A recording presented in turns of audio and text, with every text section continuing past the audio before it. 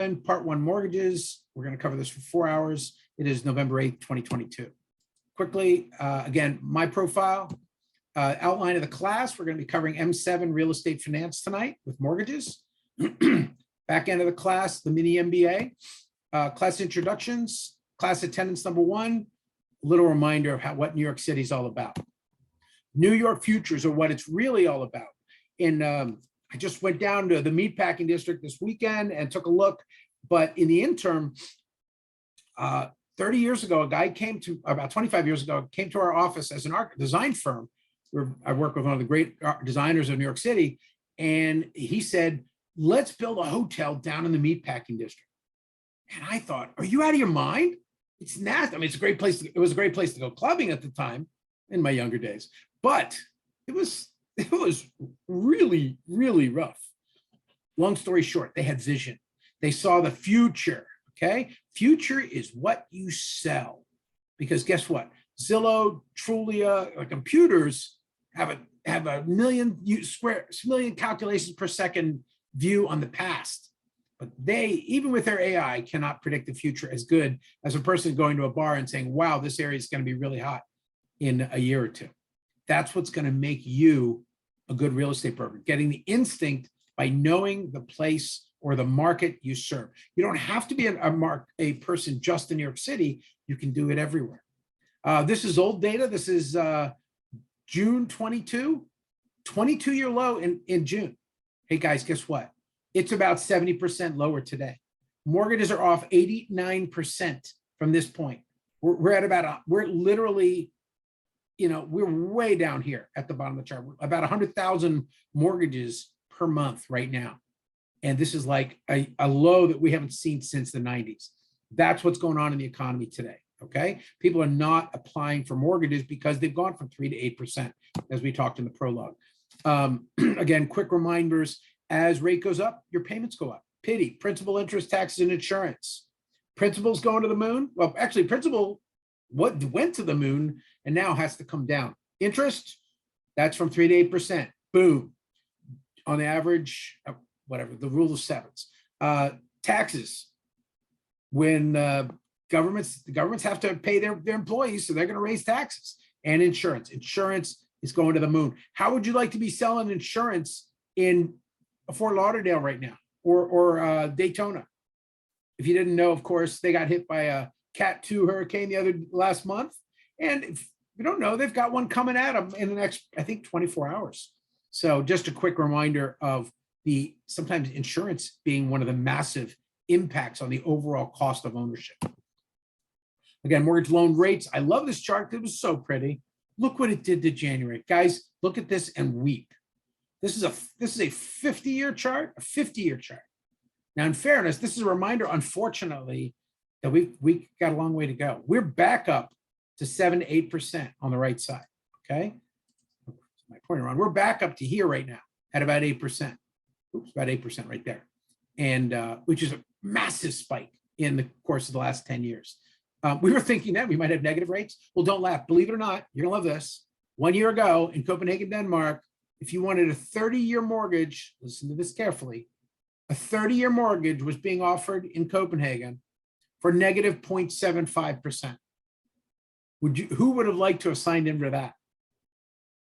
That's literally like printing money. But the world's changed. Oil's gotten more expensive. Everything's going to go up. And what you might save and other stuff, look at these rates. I decided to show you this just to let you weep a little bit. You guys know what this is now, right? You're going to mortgage. There are a bunch of different sites. Mortgage News Daily is, I believe, the main site is the most reliable site for national mortgage rates. I decided to show you these just to remind you where we were just a year ago. People bought their houses with this interest rate in mind, and now they're in a very different world. I intentionally left these old numbers. At this point in June, I did this chart, and it had gone all the way up to 5.4%, like how terrible this was. Well, and now it's about 8. Anybody give me the rough nut right now? You should literally, as a broker, know every day. You should know the temperature, and you should know the mortgage rate on a 30-year fixed. That's what you should know every day if you want to be a salesperson in real estate, particularly residential. Now, if you're in New York City or you're in commercial, it's a little weirder. but that's for another day. This is the Case-Shiller Home Price Index for the last 50 years. This is a very interesting chart. This literally shows the last housing, well, boom, pop, boom again. And now you guys can kind of figure out what's next. This chart is not too bad. It's actually, you're actually looking at a Nobel Prize. This is Carl Case and Robert Shiller won the Nobel Prize for the Case-Shiller Index a couple years ago. I actually ran into Mr. Shiller down on Wall Street one day and said hi to him recently. And of course, home ownership. This is a great dilemma as well. American home ownership has taken a interesting toll. This isn't home ownership. This is affordability. If you don't know, because of those high interest rates and the prices haven't come down yet, affordability is at its lowest point in recorded history. And this is, again, a chart of income as a percentage of sale price. And we're in pretty weird numbers. But do not despair. If you guys think it's expensive here, I'll give you a trip to my old buddies in Shanghai. The ratio, the traditional ratio of income to house price nationwide was between about 5 to 1 in the post-war period. You make $100,000, you can afford a $500,000 house. In the last couple of years, it's stretched out because of low interest rates to be about 10 to 1. So you could make $100,000, you can buy $1 million house. But now that interest rates recompressed, which puts a lot of people out of the market. And that's one of the challenges today. Finding qualified buyers is going to be your main goal right now. Maybe in the future, we'll be back to finding buyers. I mean, you probably know if you were here in this a year ago, the biggest problem was finding a seller. Today, it's finding a buyer. Again, it's truly, truly a buyer's market right now in many categories. But some would argue not in New York City. I would, if you believe that, I would point you in the direction of a layoff list for companies that had just announced layoffs in the last 2 days. So a lot of things are going to be happening. Again, quick reminder of the general housing stock of the United States. There are a lot of vacant units. Anybody know one of the big drivers for vacant and actually driving prices up, some would say, one of the big drivers for vacant units in the United States? How about Airbnb and VRBO and those types of companies? A lot of people took family houses, took them off the market and try to sell them, you know, twice a month on VRBO. So equivalent of paying the mortgage.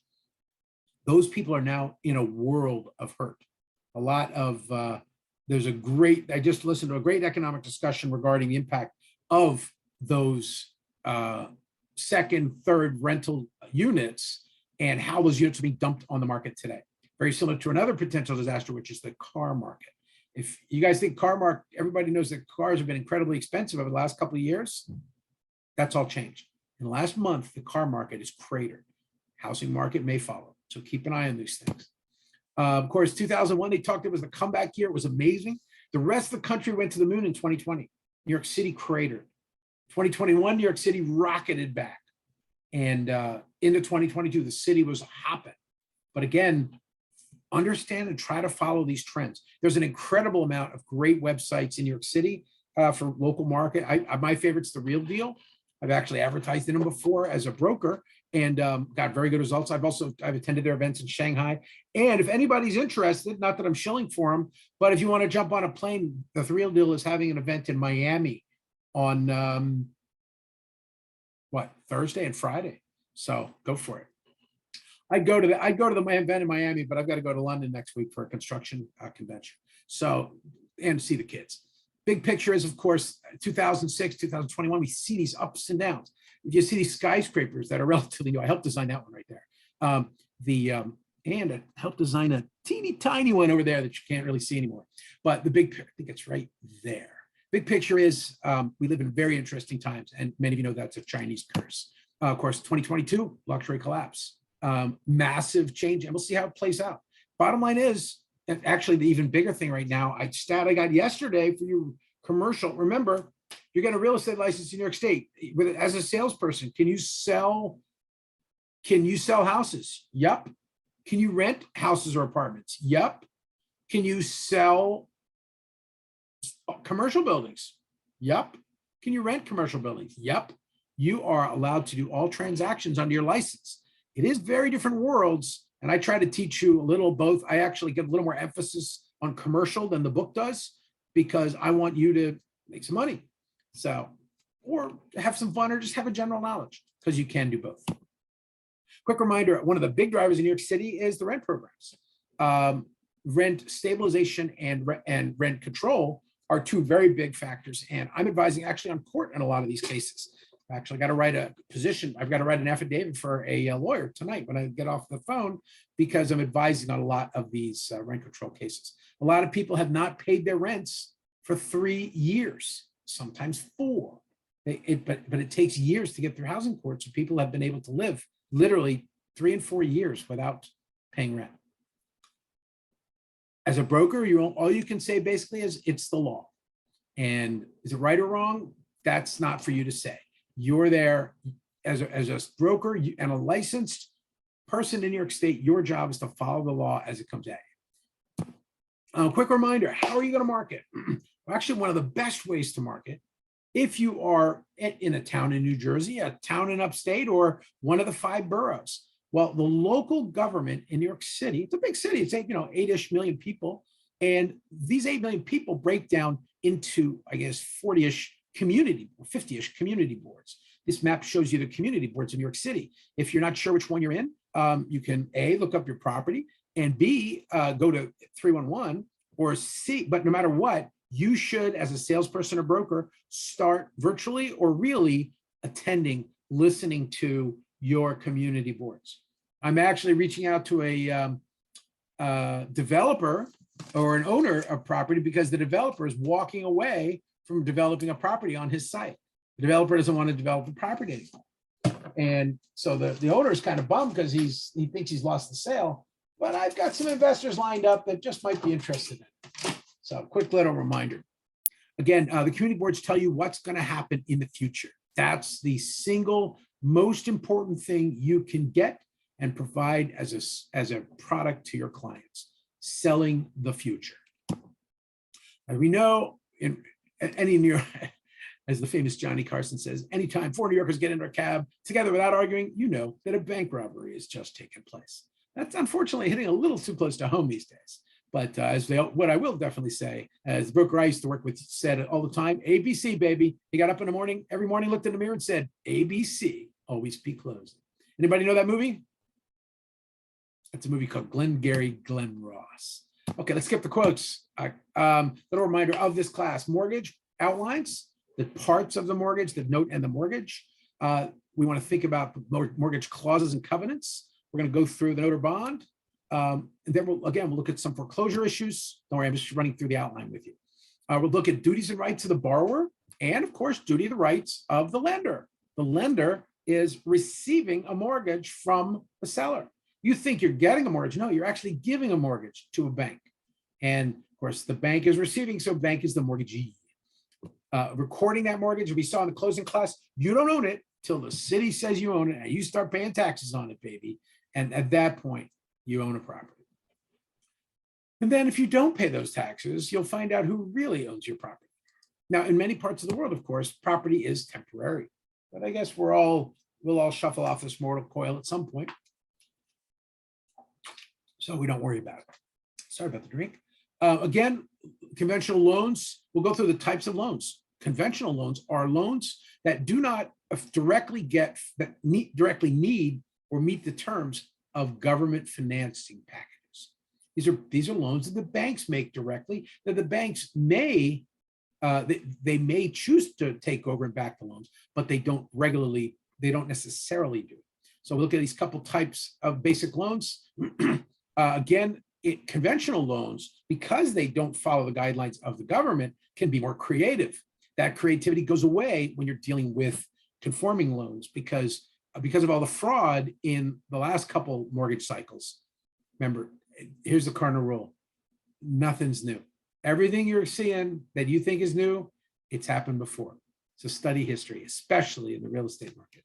In the end, we'll do well until the government stops propping up the market, and that's where we are now. Mortgages and loans, again, we'll go through different types of loans. These are all conventional loans, which are creative loans, the types of loans you might see in the commercial marketplace.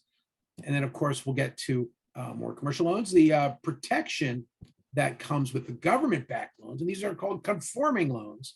And the government-backed loans we'll talk about as different packages, ways to get a loan that will the government will back up the loan once the bank makes it to you. And once that happens, the bank makes you conform. That's what that check is. And once they check to make sure you conform and your application conforms with regular standards, then the bank can ditch your loan and sell it off to a servicer, also known as an MBS, a mortgage-backed security.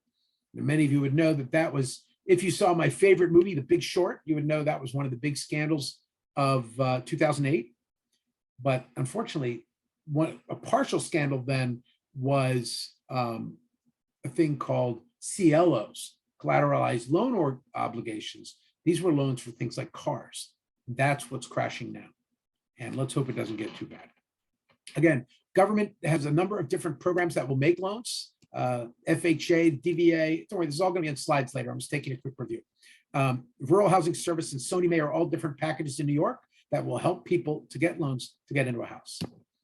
Sony May, secondary. Again, as I said, the banks take your mortgage, especially when it's conforming, and they sell it to a private organization, which then collateralizes it, takes your loan, puts it with 1,000 other loans, and sells it to pension funds and things like that.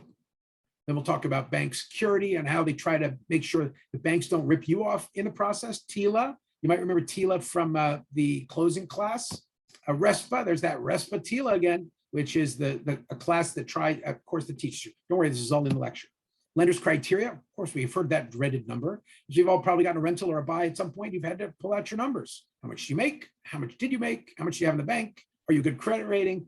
By the way, credit ratings are about to somewhat disappear. Apparently there's a law that, and I don't remember the details yet.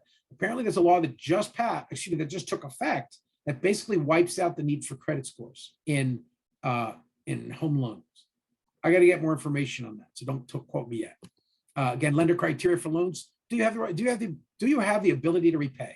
Well, the banks are going to deal with a lot of people who have the ability to repay, but if it drops 40%, people may not repay. That's going to be one of the interesting things as we move forward in the coming year. And that used to be called jingle mail, where people would mail in their keys. Again, your ability to repay is one thing, but do you want to repay a loan when it's 40% underwater? A lot of people did jingle mail. They just mailed in their keys. We'll talk about discount points, predatory lending practices, and let's get started.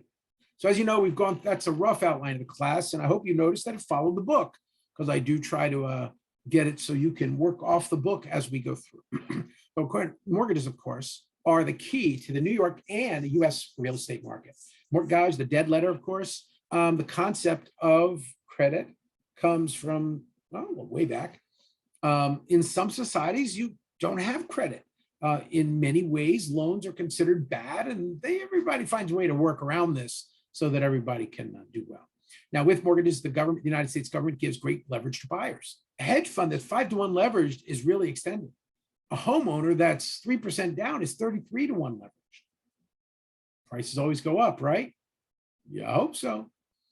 Better prices for lenders or sellers is also one of the challenges. If buyers can get money more easily, sellers have more willing buyers. More willing buyers means the prices go up. And we saw that last year or so. Quick reminder of the study stuff. There is 3 things. Obviously, the books themselves that cram for the exam is a pretty good one. And also YouTube, and YouTube particularly has some fantastic people on board. I'm trying to put my stuff up just so you can see my lectures and listen to my crap, but I got to edit it a bit. Okay, beginning, it sounds dumb, but with every chapter, read the chapter, read the beginning, read the terms. At the end of the night, go back to that terms and look at them again. I know, it's like, what is this class? Yes, make it perfectly clear. The 75-hour class is nothing compared to what you're going to deal with in the real world. I want you to go to war with this book. I want you to memorize it. I want you to think about it as the minimum jumping off point. Pass the test, fine, that's cute, but make it clear. This business is tough. You're competing against some of the smartest people in the world, okay? There's some incredibly bright people, and as you know, and many of you come from all over the world to get into the real estate market in New York City. And that can be done as long as you are prepared. And so I want you to be ready for that. Acceleration clause, adjustable rate, mortgages, alienation, amortization, assignment, buy down, default, discount points, grace period, and inflation. Can you give a 3-word for each one of these? Let's see if I can do 3 words for each one of these. Loan to value ratio, how much you pay versus how much you borrow. That's 2 minutes, that's not 3 words. Margin, money you borrow. Mortgagor, the mortgage is what? It is a lien on the property. The mortgagor is the buyer of the property, and the mortgagee, who's that? One more time. That's the financial organization that lends you money. I didn't say bank, because in fact, a lot of different people can give money. Mortgage bankers, individuals can make loans. I've seen that. That actually is pretty common in New York State. And of course, banks, credit unions, and lots of different organizations. Payment caps. This is your maximum rate cap. As if you have an adjustable rate mortgage, wouldn't you be glad that you got a fixed mortgage at 3% last year? You're gold. Your mortgage is actually going to be worth more than your house. If you locked in at 3% when the market rate is 7%, boom. Promissory notes, when you buy a house, prepayments. This is if you get out of mortgage early, you might have a penalty. Yeah, that makes sense. Promissory note. This is where you actually give a piece of paper that says, "Hey, bank, I'm borrowing $100 million from you. I promise to pay it back." Sounds dumb, but all they're getting is a lien. They don't want just a lien on the property. They want a promise from you that you're going to work faithfully to pay back that loan, because they have their people, and you don't pay back that loan, they starve. Hey, maybe that's not a bad thing. I don't know. Release clauses. These are when you can get out of certain parts of a lease, and there's lots of different parts to this. Satisfaction of a mortgage. That's oh baby. That's when you paid it off, right? They used to have parties, mortgage burning days. Usury laws. These are laws which after watching television last night, I saw advertisers that were basically making loans, offering loans on television, 1,000%. I'm not kidding, 1,000% for commercial paper. It was like compounded like 100% a week or something crazy. But usury laws are to prevent that in mortgages. Okay, what is a mortgage? What's a mortgage, guys? Let's see. How about a mortgage is a loan by a bank or a financial institution, as I said. That's a lien on a real property. Are they putting a lien on your couch? Nope. They're just going to throw it to the curb. Are they putting a lien on your stock market real estate portfolio? Nope. They're only putting a lien on your house. You'll kick your tail out if you don't pay the bills. Or if in New York, you can stay there for 4 or 5 years and not pay the bills because the courts are backed up. Again, it is a voluntary lien. But we talked in M6 about voluntary and involuntary liens. A mortgage is voluntary. I will please put a lien on my property. Please put a lien on my property and slip me that $800,000 I need to buy the property. And of course, most importantly, mortgages are massively asset-based leverage. Mortgagor, one more time, borrower. I'm borrowing money from you, the bank, and I'm going to buy a house. And when I buy that house, you, the bank or lender, are going to receive a mortgage from me, and you're going to put a lien on my property. Quick reminder of trying to understand and look up market research. New York City's online data is absolutely spectacular and transparent and whatever. Actually, I shouldn't say that because I think they may have gotten massively hacked recently.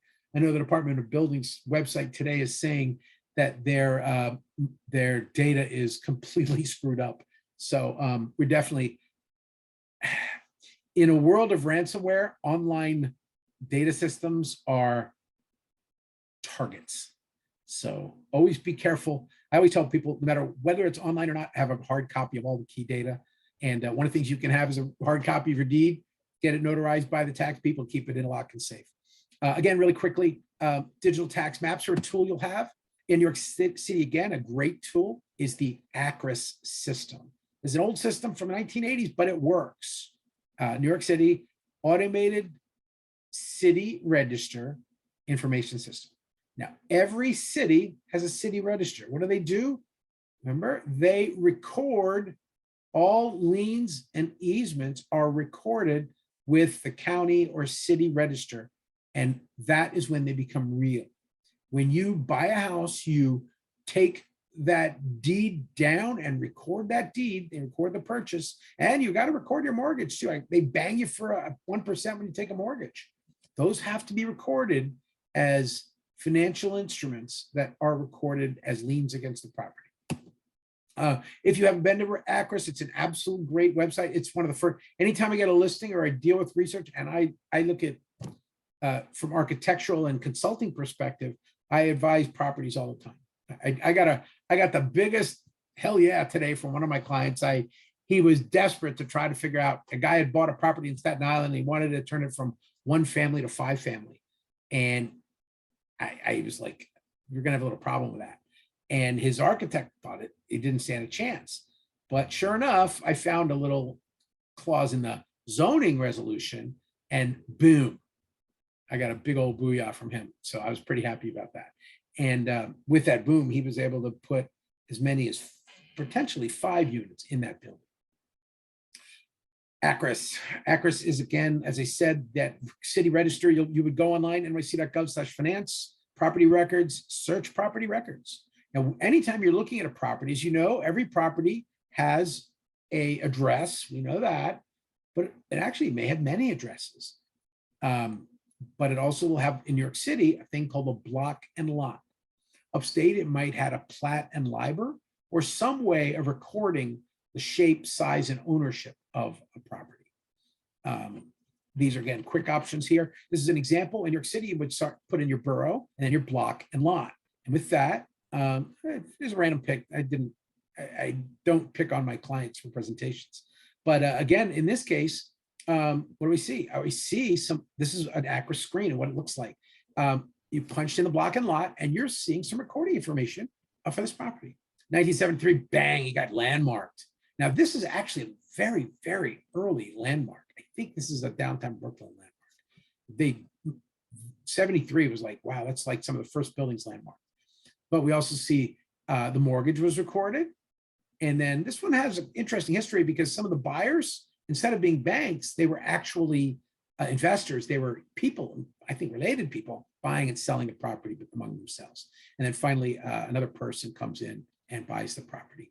As you can see, the price went up. Look at this, guys. 1991, $50,000. 2005, 15 years later, boom, $875. Very interested to see that change. Okay, what are the parts of a mortgage? When you get a mortgage, or excuse me, what did I say? No, when you give a mortgage, to a bank, you also give them something else. You give them a mortgage. You also give them a note and bond, which is, look, you're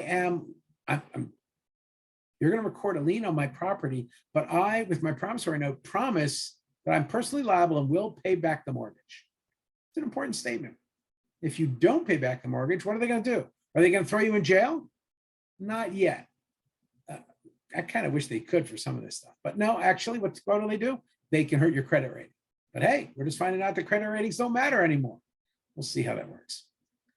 Of course, we know in personal credit, as we see by those god-awful commercials bombarding the news every day, we know that not having a good credit rating can definitely have an impact on the rest of your life. But hey, don't worry, we all got central bank digital currencies coming, so we'll all have to live with them pretty soon. A mortgage. You go to the bank, you take out a loan. They give you money. You give them a mortgage, and you give them a note saying, hey, I'll pay you back.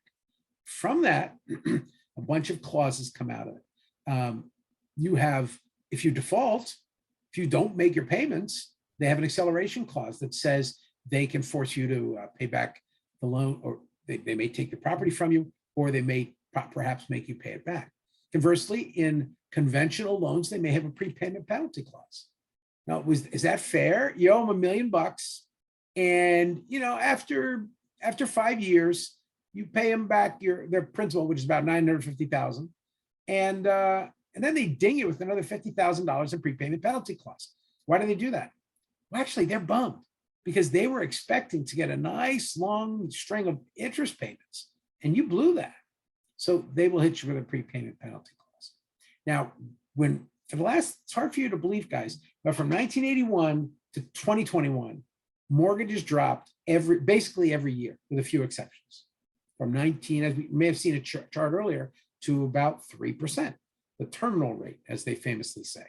Well, we definitely went terminal in that it went so low that now it caused prices to go to the moon. and hopefully they'll stay up. Who knows? That prepayment penalty clause, though, is a reminder that banks need their money somehow. I hate them or love them, whatever type of financial instrument it is. If you borrow money, they expect the lender expects their money to do work for them. And if you pay it back early, that money's not working for them anymore. Okay, prepayment penalties. Of course, there aren't any prepayment penalties on certain types of government-sponsored loans. Look at some of these in a minute. Alienation clauses. Well, guess what? You bought a house with a 30-year mortgage, and 5 years later, you say, I'm going to move to upstate New York. Okay, fine, but you got to pay off your loan. You got to promise to pay me for 25 more years. No, I'm going to pay you all now. Because I have the right through my alienation clause to get out, and you have the right to collect the money that's still due. So they, through their alienation clause, of course, when you walk away from the property, you got to square it out. And the good news is, hopefully in a good market, the new buyer is going to give you enough money that you can pay all the fees, which is a lot, and you can pay off that mortgage. If not, that's welcome to the world of short sales.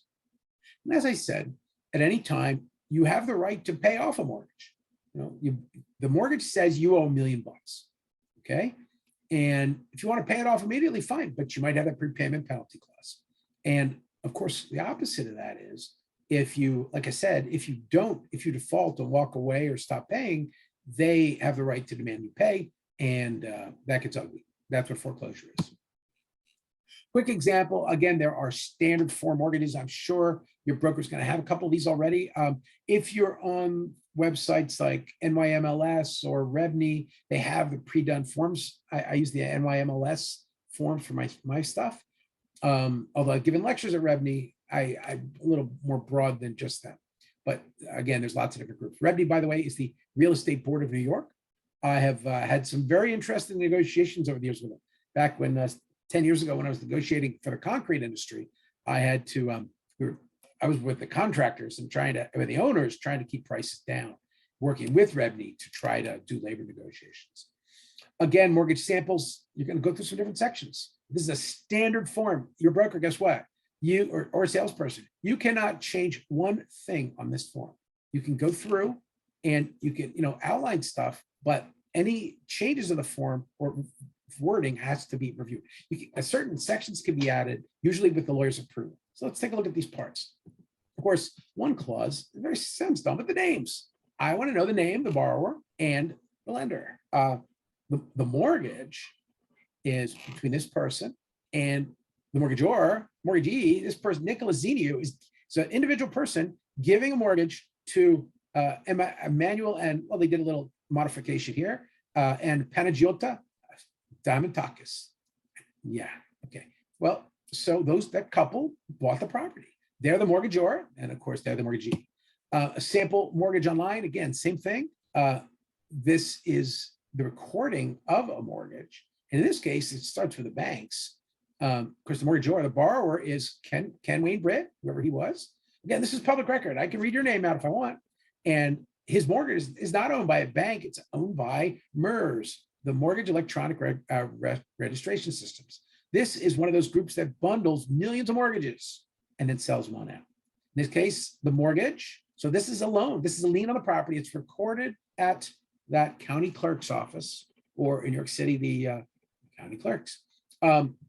With that, it says the amount owed and taxes. You got it. In this case, a breakdown of the taxes at the time of the deal. But as you know, taxes are going to change every year. They'll go down, right? We could hope. Acceleration clauses. This is, again, the right to force early pay.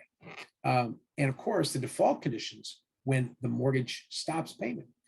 The hold said principal and interest shall become due at the option of the mortgagee. That's the bank. The bank has the right to mortgage. In the last cycle, they chose not to foreclose because, long story short, is if you're the bank and somebody owes you $10 million and it's not paying, you kind of you want to give them a couple extra months, in some cases, a couple extra years to catch up, just so you don't have to admit your losses. Oh, and mess with your Christmas bonus. Again, But the default terms, in this case, maybe X days, you don't pay principal interest for, you can fill in this 15 days, or any utility bills for maybe 30 days. So again, you can see the blanks. So remember, that's PITI, principal, interest, taxes, and somewhere it says insurance there too. And there's the insurance.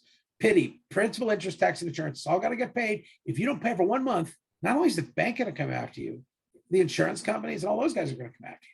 Quick example, down here, prepayment. Well, that's a prepayment penalty clause. We'll get to that in a minute. Same thing. In the mortgage, it says, look, I admit, I acknowledge that I owe money when I take this debt. No, it's not just lien on my property. It's a debt that I owe and will work to pay back. Indebted, the mortgage is $1 million, lawful money of the United States. Can you make a mortgage in Bitcoin? You can buy a house, but you can't make a mortgage. Okay, because that's, could you buy a house with gold bars? Yeah, but you can't get a loan on it. A mortgage is a financial instrument. And as of now, with the exception, I think, of Utah, gold and silver are not officially a currency. Anyway, we won't go with that. Although I gotta admit, if you're in gold and silver this week, you're pretty happy. And if you're in Bitcoin today, you're in a world of pain. Things to think about. Again, it goes through lawful money of the United States to pay for the mortgagee. One more time, you have to pay cash if it's a mortgage.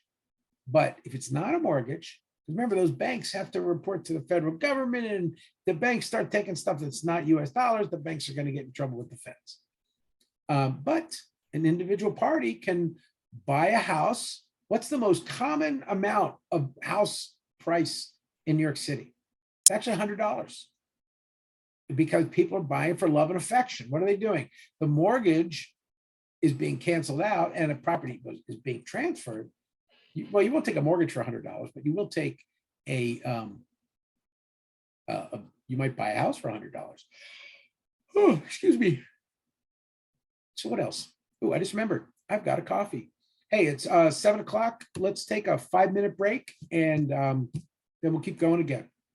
Okay, 6:57, 5-minute break. Because I've got coffee.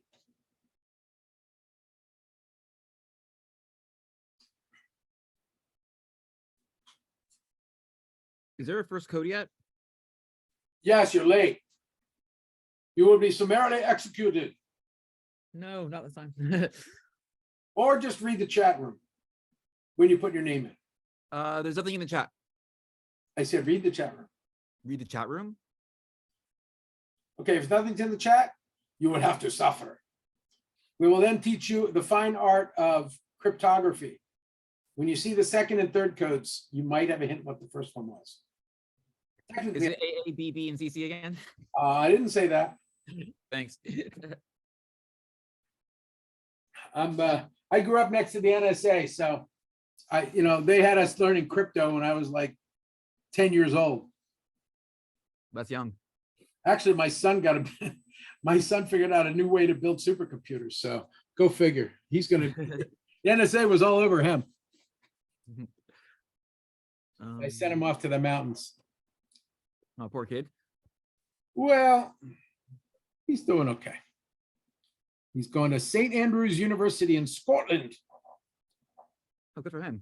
Which is where the Prince of Wales and his wife met. And I'm kind of excited because my son his girlfriend came to be with him there. Cool. So maybe I got a new Will and Kate somewhere along the way. Who knows? But they damn well better study their butts off. But if he is right in figuring out a new way to build a quantum computer, I'm not too worried about it. Sounds like a smart kid. Who knows? I just told him one thing: you can't be an architect. I'm gonna switch over to my phone instead of the computer. So I'm not gonna be able to put any more codes in. Well, then I'll have to get you and kill you. No, I'll just email it. Okay. Something like that. All right, cool. Thank you. Okay, buddy. Just make sure it's in chat once. Got it. By the way, I hope everybody voted if you're gonna vote. And no, I'm not letting you out of class to go vote. because you should have voted already. I ran over to vote just before class, but between work and class tonight, and I hope you guys did the same. Whether you're red, blue, or orange or purple, just get out there and show your flag. And because again, this country is very unique. We take people from every walk of life, every belief, try to make everybody get along. And that's a reminder also for brokerage. Brokerage is a game of tolerance, understanding, diplomacy, and but also understanding core law and belief, and that making sure you are honorable to your customers in both sides. If you're not, quite honestly, these days you will be toast, and you will not be in this business very long. So I like to say an appreciation for all. I like to remind people, if you talk politics too much in real estate, you'll automatically alienate 50% of your clients. Although I got to say, a lot of people are changing their minds in this election, so we'll see what happens. But so on that note, actually, I'm just going to pump back into this, guys. So no rest for the wicked. Good song, by the way. So the conditions of a mortgage clause, payments and default conditions. The prepayment penalty clauses I talked about. That's when you, yes, I'm repeating a little bit. Is that intentional? Yeah, a little bit, because I want you to get this stuff done. Prepayment penalty clause, that's you can pay in some mortgages may have a pre-agreed upon written into the contract when you take it agreement that when you pay it off early, you're going to fork them over some extra cash. This one, for instance, down here, the mortgage may be prepaid in whole or in part at any time without penalty, but with interest to the date of such prepayment. That makes sense. By giving the mortgagor 30 days notice. So you got to give 30 days notice. That's fair. And if no notice, if not the full amount then due, prepayment shall be in multiples of 5,000. So you want to get out of the loan. Again, this was a relatively small loan, so 5,000 was pretty earlier. And this comes from a document that was person to person rather than person to bank, which means it is a conventional type of loan. Conventional is all loans that are not done by the government or that are not backed by the government. And this particular one, person to person, would not be qualified for a government loan. The seller finance, right? What's that? The seller finance? Yeah, this is basically a seller finance deal. In fact, specifically a seller finance deal. So here we go. Somebody else has a Moto G5G. Okay, I guess that's Peter on his backside. No, not yet. Okay, well, big picture is other things you see in that mortgage, you see the right of foreclosure.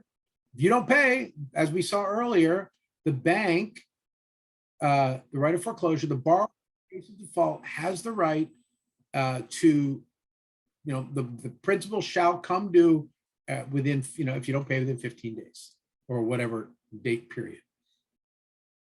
Makes sense, right? Do you think the bank's got any rights? Yeah, they got some rights, because if they didn't have rights, they wouldn't make you loans. Okay, so this is one of the big debates of the last couple of years. Got to make sure that both lender and borrower live up to their requirements. And if that doesn't happen, then the government will, takes over the market. And that's where we are in a lot of challenges. Again, that can be good and bad. Some would say the banks are evil and gross, and some would say they're trying to make an honest buck. And that's your challenge. You don't care, because as far as you're concerned as a salesperson, you just want that buyer to be qualified to buy the loan. And in fact, as a broker, you have to have a document on your website that says, brokers, what does it say? It says that anytime somebody wants to see the property, the broker has to say whether they have to be pre-qualified or not. And so would you only show a house to pre-qualified people? Well, 6 months ago, yes. Today, would you show a property to anybody who shows interest? Maybe. But here's the secret. If you're not clear as to what conditions you'll show, somebody might say, oh, you only show to your people. You only show to people you like.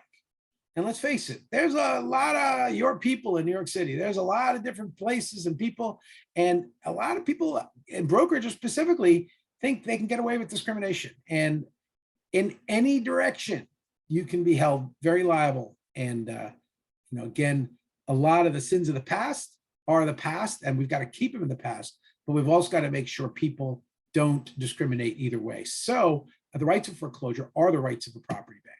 A mortgage, of course, in a mortgage, that recording of the mortgage, what are you doing? You're borrowing money from a bank, and the bank's writing up a document. And in that document, it says the terms.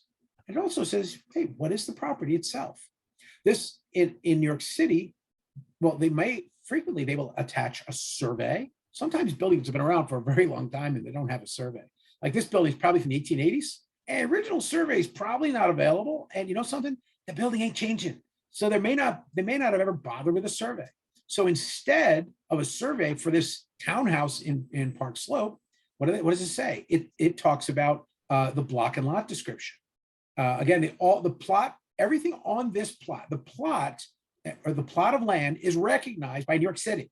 It's defined at the Brooklyn Office of the City Engineer, which is actually a title. And in fact, when this building was built, it was actually built in the city of Brooklyn, not the borough of Brooklyn. I take that back. I may be wrong. When this building was built in Park Slope, it wasn't the city of Brooklyn. It was the city of New Utrecht, a town of New Utrecht. Brooklyn was about 12 towns, as was Queens. And these different challenges are out there. What else? So again, what does this do? It says, this is what's called a block and lot, which is geometric trace. Beginning at one point at the southeast corner, we start at the corner of an avenue, and we go to one corner of the lot. And then it says it goes back 107 feet, then over 20 feet, and then back 107 feet, and then back 20 feet. And that defines the rectangle that is the property of this, this property. In this case, it's called 507 8th Avenue. And this is literally a publicly available description of a property right off of the deed. I use these a lot. Both deeds and mortgages will have these to specifically define a property.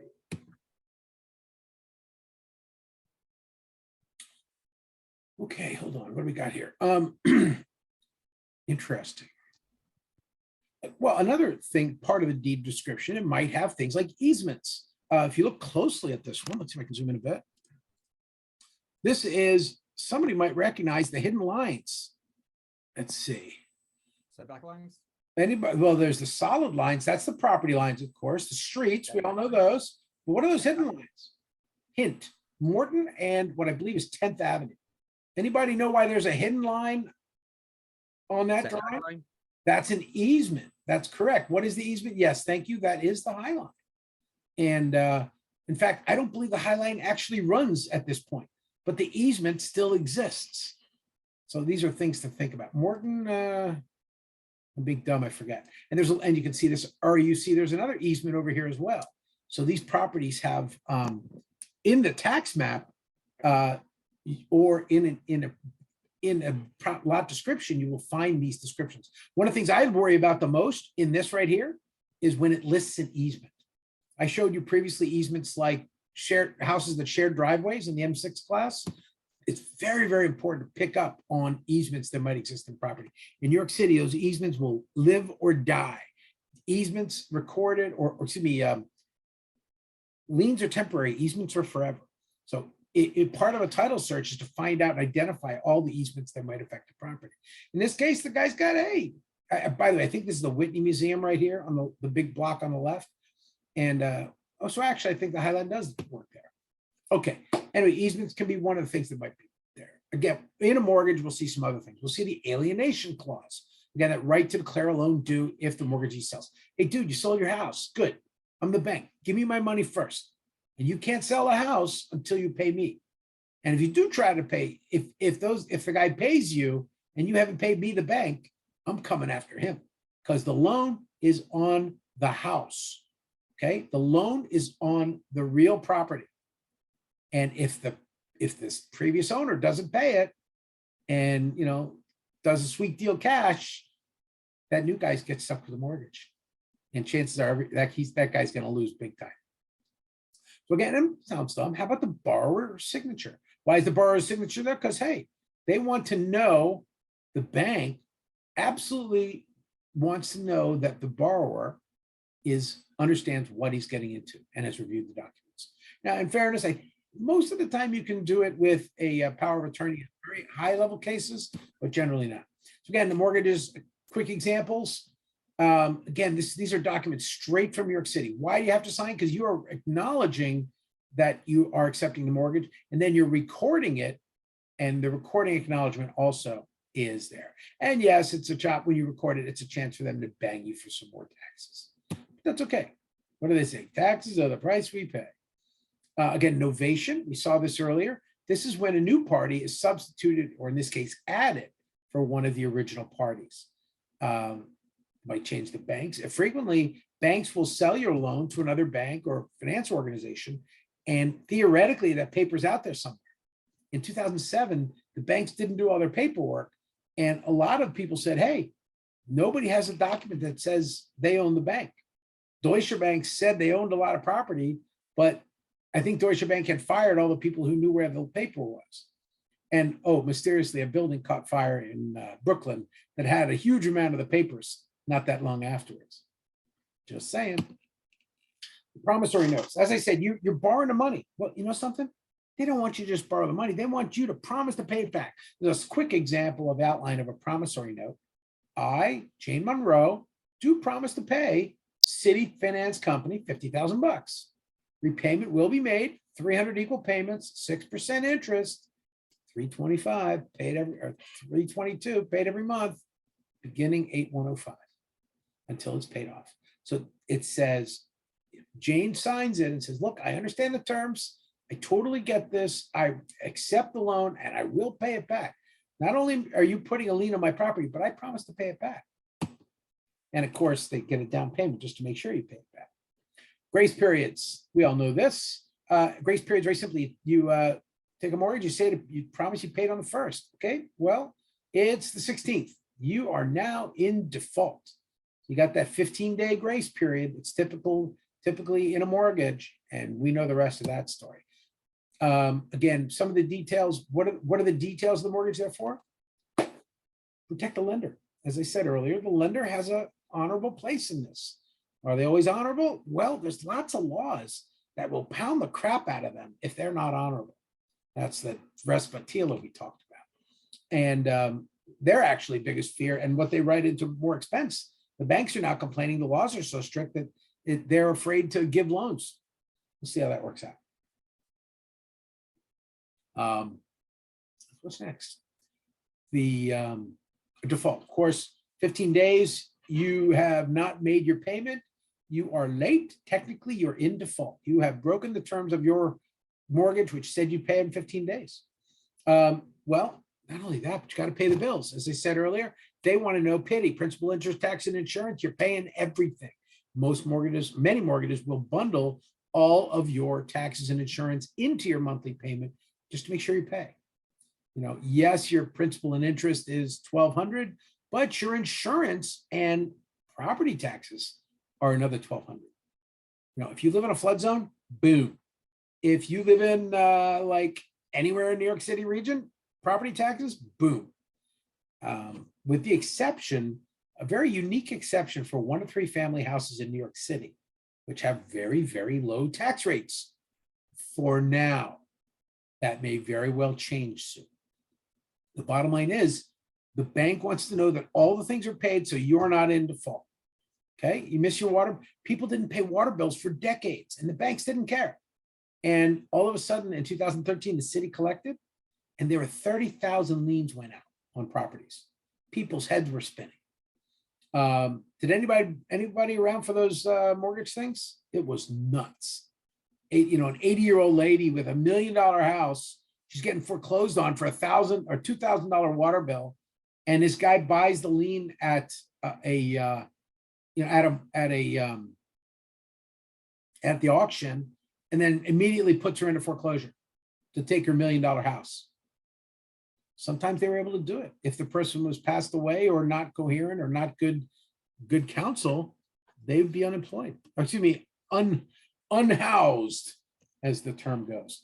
Again, the mortgage has lots of details, and the purpose is to make sure that the lender is protected, that you'll pay the bills. There will be no other liens on the property, definitely ones that don't take senior position over this one.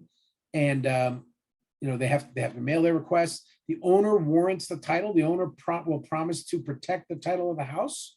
That, of course, is why the bank asks for title insurance. And as I said, a mortgage is senior debt. It's the first thing that gets paid off. Now, you owe $1 million, you go into, you got to sell the house foreclosure. That all the money from that foreclosure first pays the mortgage. If you own $600,000 on the mortgage, the house sells for $1 million at the auction in foreclosure. The bank is going to take 600 plus fees and then give you the rest back, and which you'll probably have to pay all your other. So these are things to think about. Points. We've heard about points, right? What are points? Points are when you take a mortgage and you say, hey bank, I'll make you a deal. You're going to get a little extra cut, but you do so, and you're going to give me a little better interest rate. This was, I dread to think what it is today. This is again a slide from like February. You guys imagine if you were, Peter, I'm going to mute you. Okay.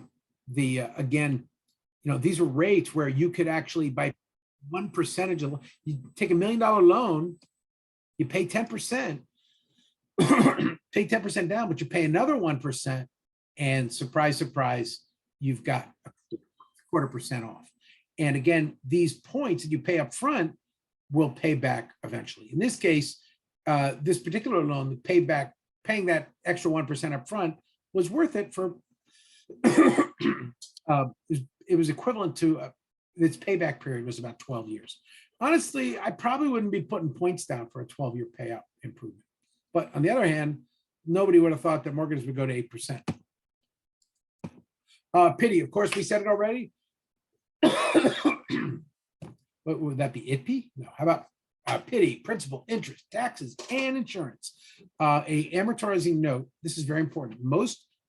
All conforming mortgages in New York State have to be amortizing. That means they have to pay down over the term of the loan. No such thing as balloons in conforming markets. Now, if you're in commercial, you know that you don't have necessary amortizing loan because, hey, commercial properties go up forever, right? Yeah. I'm watching one particular stock that it's catered on AA tenants like Facebook / Meta and Google and Microsoft and big tenants in New York City. And all of those big tenants are having massive layoffs right now. So it's going to be very interesting to see how that company does.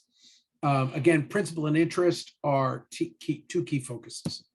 There it is again, pity, right? If you don't know this, tattoo it on your forehead. Everybody gets a tattoo done. Principal, interest, taxes, and insurance. The primary module of payment. Every month, that bank is going to make sure if you've got a mortgage that you're going to bundle all these costs together and you're going to pay it. Why? Because, one more time, if you have a bank $1 million, but you miss $20,000 in water or property taxes, then the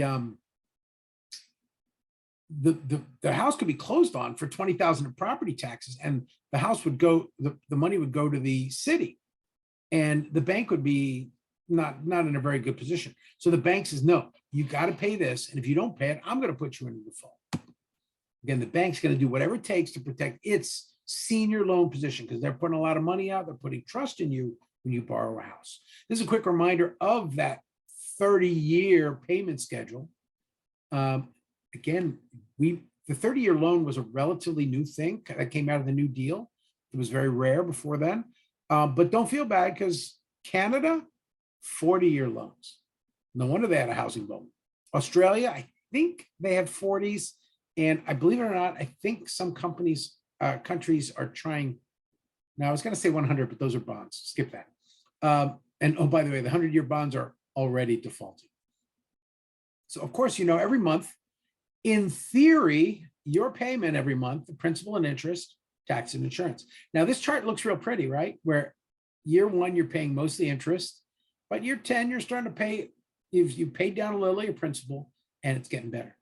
So what do you want to do? You want to make a little extra payment every month, which increases your principal and slowly, actually quickly ramps this up.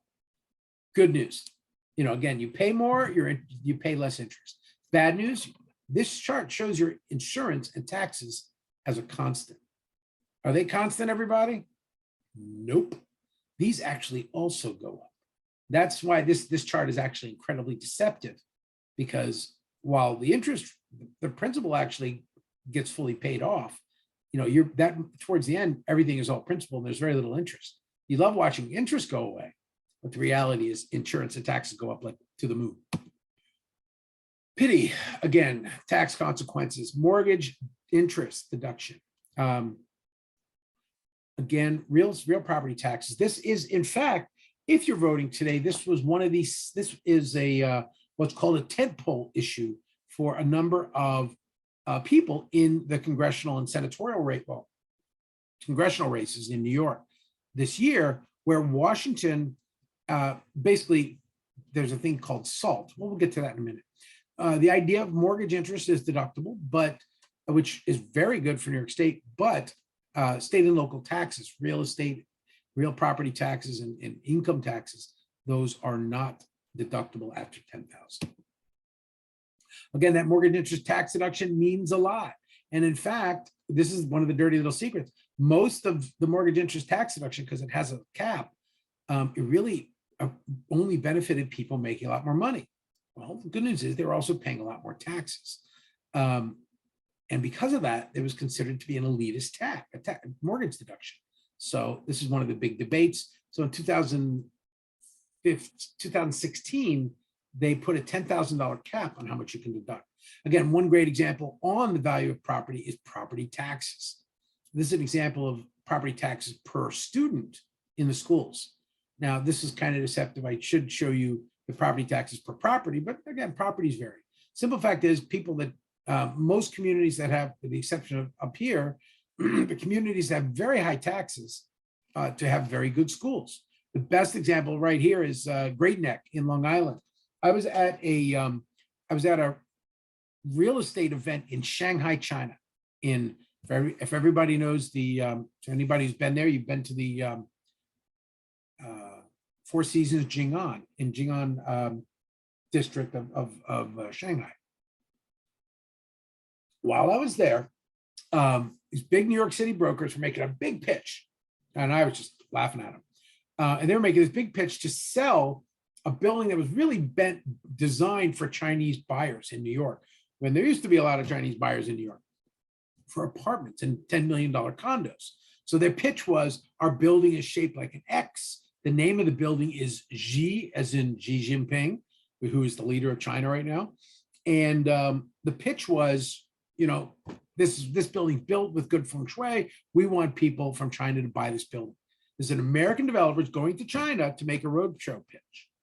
Again, like I said, Thursday, if you want to go to Miami, you can see the pitches down there.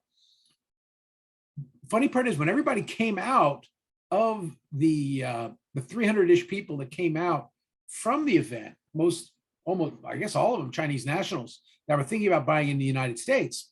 Again, that was a really big thing 5 years ago. I couldn't understand the Mandarin very well, but I could hear two words, and that was Great Neck. They didn't want to buy super expensive condos in Manhattan. They wanted to buy houses in neighborhoods with insanely great school systems. So the property taxes in the town of Great Neck, for instance, in Long Island, are incredibly high, but they have world-class schools. New York City has some world-class schools too. Fairness, my kids went to, I managed to pound my kids into Stuyvesant and Hunter, so I got some pretty good stuff. But school systems are a big driver for property taxes as well as property values. Again, there are some really important laws that have come down the pike in the last couple of years that have totally fundamentally changed real estate. If you are a broker or you doing rental property in particular, this law, the 2019 Housing Stability, sounds good, and Tenant Protection Act. It set out a number of laws that were, shall we say, I'm going to be nice and say they were extremely pro-tenant. If you're pro-tenant, probably means you're going to be not so friendly to the landlords. And 3 years after this act taking place, rents have gone to the moon, but also the amount of people not paying their rent at all have gone to the moon. So ironically, in many ways, the people paying $10,000 a month are subsidizing the people who are paying $0 a month. That's not a political, it's just a thing to think about as we do it. In fact, owners of the buildings, and I advise both owners and tenants going after builders. So I literally see both sides. I did both today, actually. And I tell them about it, which also got very funny. Long story short, the tenants, the landlords actually, when they have rent stabilized apartments that might go for $1,000, it used to be $1,000 that should go for $5,000, but then this law came along and said, no, you can only rent it for $1,000 again. And so the owners are saying, okay, fine, I won't rent it at all. By some estimates, 10% of the rent stabilized apartments in New York City are now vacant. And with all the homeless in the street, that's, there's some interesting challenges to that. So this law, the Housing Stability and Tenant Protection Act, changed the 3 primary laws of New York State, property law. The property law itself, the RPL, the RPAPL, which is the real property actions and proceedings law that shows you how to do things like foreclose and things like that. And then the general obligations law, the law of the process of real estate transactions. Very quickly, the law is there to protect tenants from retaliatory evictions. Sounds good. And the landlord has to work really hard to re-rent a unit, by the way, if the tenant vacates. It used to be if you signed a 2-year lease and you left after 2 months, the landlord would leave that apartment empty for 22 months and sue you for the rent you didn't pay. And they'd win. This is, again, that's one of the things that changes. Tenant blacklists are no longer allowed. These are just some examples of things you'll hear about in the rental market. Existing notice, again, if you have month-to-month tenancies, there's going to be some notices to those, even the month-to-month people, so you can't kick them out too fast. There's a lot of reasons for month-to-month. One of the common ones today, for instance, is a demolition clause. I was just passing a restaurant on the Upper East Side last night, and I was running around taking some pictures for an important document I'm submitting to a court. And in doing so, I noticed that a bunch of buildings had signs saying ready for demolition. Go figure. Again, the landlords cannot sue for attorney's fees when the tenants get evicted. When a tenant's evicted, they may be broke. And then, they'll get hit with a $50,000 attorney's fees from landlord's attorney on top of it. And that could be ugly. So they don't have to pay that. So that means it becomes an expense of the landlord. The landlord's got to pay to kick you out. Sometimes it's better to just let you stay for free. That doesn't, again, that's essentially taking at that point. 9, record keeping. The tenants have to pay cash. No more paying cash, or if they do, you got to get the records in order. Section 10, landlords, this is scary. This is very important for rentals. Prohibits landlords from charging application fees, except $50 or 5%, whichever is less. Let me say that again. It used to be they would charge an application fee, maybe $250, because a broker's got to do background checks and credit checks and this and that and calls. There's some work involved. Now, poof, $50. It's actually, they're doing it at a loss. So, when they actually don't want to rent simply because it costs them too much, they'll lose money renting. They only want to deal with serious potential renters. What is rent? For purposes of eviction. A lot of these laws are to prevent unlawful eviction. And there were some evil people out there that were getting people evicted. If you have a rent-controlled apartment, for instance, in Brooklyn, that's $1,000 a month. That getting that person out legally is worth, an owner might pay $100,000 for that, because a year later, the day that person is out at $1,000 a month, then he can start charging $5,000 a month for the unit.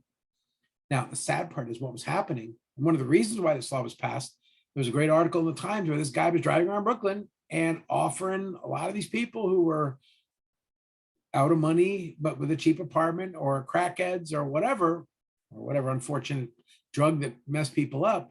And some would say they're even giving them drugs to get them out of the properties. So again, these were some of the challenges. Again, more rights of tenants. I'm going to let you go through this later. Big point is that evictions are tougher to do. The owner has less rights with his property to protect his property in the hopes that the owner is less of a jerk. Now, this law officially passed away in June of this year, but before it did, everybody and their mother was rushing to get a building into the ground called 421A. You may hear about this. You may hear a property saying, well, it's $1 million and it's got 5 years left on its abatement. Well, how about this? This property is $100 million and it has a 15-year, almost complete property tax abatement. So, yeah, I helped did the early design for this building. They did a pretty good job on it. I like it. $100 million apartment, penthouse. He's only paying $17,000 in taxes. Why? Because he's got for 15 years, he pays none, just only $17,000. But remember though, don't feel bad because in year 16, like this guy, he's going to get dinged. That at $100 million, if it continues to be assessed for $100 million, his yearly property tax. Remember, this is with an additional $1 million or $2 million in maintenance, monthly maintenance. He's going to pay perhaps $3 to $4 million in property taxes when his 15 years are up. So again, you kind of see this is the long game. In the 1970s, this law came about because nobody was building. In fact, the first 421A, one of the first 421A buildings, very shocking that they built it. Midtown was almost completely dead, and a young punk developer got together with the mayor, and Mayor Koch said, look, let's get this thing built. Let's get the ball rolling. Let's get New York City building again. And the young punk developer built a building at 57th and 5th Avenue. And young punk's name was Donald Trump. Hate him or love him, he actually used these tax deductions to great effect. And again, not political, but from a real estate history, the developers in the early 80s started with these things. Unfortunately, they got crushed in the late 80s with some federal tax changes. But this 15-year tax abatement has continued up until, bad news, last June, 5 months ago. Again, the example of this guy, he built this condo in the 80s. The condo's worth $1 million, but he's paying $24,000 in taxes. Oh, and that's plus another probably $50,000 in maintenance. So as you can see, the tax differentials are quite huge. Another big example. Yeah. Question: if you get a 15-year tax abatement and you sell that building before that 15 years up, now that's a two-part question. If you sell it in the 10th year, does the other person who buy it get the remaining 5 years, or are you on the hook for whatever finances you have to pay on it? Excellent question. I'm glad you asked. It's a kind of a double-edged sword. Property taxes are on the property, not the person. Okay. Therefore, property tax abatements are on the property, not the person. So when you buy the property from the original builder of the building, they're transferring to you a very valuable asset, which is this 15-year tax abatement. Now that 15-year tax abatement is worth about $100,000, let's say. And they're going to keep about $50,000 of it. And when you sell, and I say this very importantly, because as a broker, if you're selling a relatively newish building, one of the first things you're going to say is, when you do a listing, you're going to say, this is the property taxes. And let's face it, if you say property taxes are $2,000, people are going to say, what you thinking? And of course, you're going to say, in the parentheses, you'll say 6 years left on 421A. And you'll see this in listings a lot. Another type of challenge similar to tax abatements that have a time flag, these have a 15 and sometimes a 25-year time horizon. Another one is what's called land leases, which is where, believe it or not, when you built this building, you leased the land for 99 years. And there's some properties in Midtown Manhattan that their leases are coming up. You built in the 1940s, you built a building that had a 199-year lease. So you've got 17 years left on that lease. Does that hurt the value of the property? And that means in year 17, this is like a bond in finance. In 17 years, your asset value is going to go to 0. Because in 17 years, no matter how much you paid for that condo, that entire building is going to become the property. You'll no longer have the ground lease, and you will forfeit your condo or co-op to the owner of the land lease. And we talked a little about this in one of the other classes. One of the classic examples of that is, actually, there's a lot of land leases in New York City. So particularly in Manhattan, you've really got to keep an eye out for properties that may have a land lease. And your title companies are very much alert to this, but tax abatements within 15 years, sometimes land leases 50 or 100 years. I advised on a case over by the United Nations. It had 50 years plus 2 25-year renewals. And at 50 years, the ownership wanted to claim that the owner of the building wasn't taking care of it, so that they were going to claim and take over the entire building, which is pretty humorous, but it almost worked. And the only thing that saved him is I was advising for the lessees, the lessors of the building, people, whatever. They receive a lease, therefore they're the lessees, people occupying the building. The only thing that saved them was they had a whole bunch of diplomatic consulates in the building. Otherwise, that 15-year would have gotten them. Okay, like I said, principal, interest, tax, and insurance, flood insurance, big deal. This is, you should absolutely plan on looking up any property. And as you can see by these lines, even if you don't think it's in a floodplain, it still may be. I just dealt with a property on 3rd Avenue in Manhattan today, or yesterday, and today. 3rd Avenue.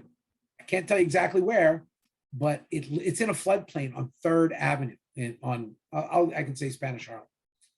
Wow. So flood insurance, again, lots of crazy areas. If you're in a zone, you're going to have to pay flood insurance. This is actually Manhattan. And as you can see, this is that's 42nd Street. There are flood zones coming way inland. And of course, foreclosure. What happens? You didn't pay your bills. The bank is foreclosing upon you. The mortgagor, borrower, does not make the payments. He's in default on the loan. He or she, mortgagees can decide to wait, extend, or take over. Again, the banks they can choose whether to foreclose. And this is very ironic. Believe it or not, guys, in the last recession, the banks were so screwed up with their paperwork and everything, they chose not to foreclose. And we had people with called vampire houses, people that didn't pay their mortgages for 5 years, and the bank never foreclosed upon them. In fact, if you get to 7 years, you can actually petition to do what's called quiet the title and take the property back, and actually get rid of the mortgage because they never asked you to pay it back. It's crazy, but that's what happened last round. This time's not going to be like that. If you don't pay a mortgage, you're going to be saying hello to a shipping container. Again, foreclosure, fate, or strategy. This was a big deal back in the day. If you're foreclosing on, when you foreclose, the primary mortgage hopefully is the priority loan, but there may be subordinated loans that take a higher preference. When they sell the property, again, they pay that mortgage off first. They then pay second mortgages or third mortgages or home equity loans last. And that's that equity of redemption. It's the money you got left after all of the payments, and they'll give you the money. And then banks may, right now they definitely were, I'm not sure they're going to do this now, but they may say, look, you couldn't make your payments. Here's the deal. You're in the house, you're taking care of the house, you got kids in school, we got that, you got a job, you're kind of stable. We're going to turn you into a renter. Your equity is wiped out, and you're going to give us the deed nicely and not destroy the inside of the house, and we'll let you be a renter for 2 years. That would be a deed in lieu of foreclosure. So I'm not foreclosing, you're just going to give us the deed. And it won't hurt your credit rating if you want to move to a smaller house later. Equity of redemption, as I said, if you choose to pay off the loan before, the bank said, hey, you're in default. Well, you can make the back payments and get back in full, or you might have to pay the whole thing in full. And we just talked about that deed in lieu of foreclosure, where the owner becomes a renter. Deficiency judgments are, this is when they went to court in foreclosure and said, look, you got to pay. You owe, you borrowed $800,000, and they say you got to pay the $800,000 or we have to sell the house. And because it is a specific loan, They only can sell the house. They can't come after you personally, unless you declare bankruptcy as well. Again, when they do foreclose, they take over the property. They might auction it. They may hold it. They may re-rent it, but generally they're going to kick you to the curb. And hopefully, if all goes well, if there's any money left over, the banks have to give you that money left. Again, I talked an example where a person, a lady, actually probably the worst example, a guy, I talked this in another class, a guy paid all his property taxes. This is in Detroit, Michigan. He paid his property taxes and went away for a year. He comes back and his house is gone. He comes to find out that he had not paid 1 day's interest. So a single day's interest was missing because the check was in the mail. And because of that 1 day interest, 32 cents, the city, desperate for income, had foreclosed and taken and auctioned his house because he did not pay 32 cents property tax. Things to think about. Equity of redemption, again, you have the right, if you're in foreclosure at the last minute, to pull out the checkbook and find a way to pay. Now, sounds like a desperate person getting money, but this is often a real estate strategy. This is going to be huge in commercial in the next couple of years. People are going to do what's called strategic defaults. They're going to say, hey, bank, and this is not the cheap guys. This is some of the biggest real estate companies in the world are walking away from properties, right? They're literally saying, hey, I'm giving you these 10 buildings. We don't want them. We're not making any money on them. They're empty. All the tenants have left. You can have them. We lose our equity in it and you get stuck with the property. And then at the auction, when the bank puts it up for auction, they buy the property back at half price. I'm not kidding. That deed in lieu of foreclosure, again, this is the, why would the bank let you stay? Because in a tough market, or perhaps in middle of winter, it's bad press. It is bad, some would say bad ethics, and some would say it's bad profits. Because again, if they throw you out and evict you, that house is going to be stripped clean in a day. Whether it be animals, the squirrels tearing apart a vacant house, or whether it be copper strippers that are just going in and stealing everything inside. Again, that deficiency judgment, if you borrowed $800,000 and they have to short sell, or in this case, you owe $450,000 and they take it and sell it for $400,000. And the bank will tell you, you're going to get $50,000 that you still owe us, and you're going to get a 1099 for it, and they can sue you for that money. Now, the problem, because it was a specific mortgage, they'll probably force you and they'll give you hell, but they these days, they can't hurt you that bad. Again, foreclosure process, we go through this in another class as well. Bam, starts, you missed your 15 days, you didn't make your payments. Immediately, the bank doesn't play. Boom, I want my money. Day 16, lis pendens, litigation pending. We are telling you right now, you didn't pay. We are notifying you that we're going to put you in a foreclosure. Okay, wait 30 days or so. You still haven't paid the next payment. Bam, pre-foreclosure. We started the foreclosure process. That litigation is now moving forward in the courts, pre-foreclosure. At that point, by state law and some of the tenant protection rules, you have the right to be, some of the protection is that you have to have a mediation session with the bank. And what do? You say, hey, bank, I can't pay. And the bank says, look, I know you can't pay, but hey, let's cut a deal. You only owe 23 more years and you're about 50 grand down. So let's start 30 years over again and we'll give you the 50 grand you need. So you're extending the length of your loan. That would be a type of mediation.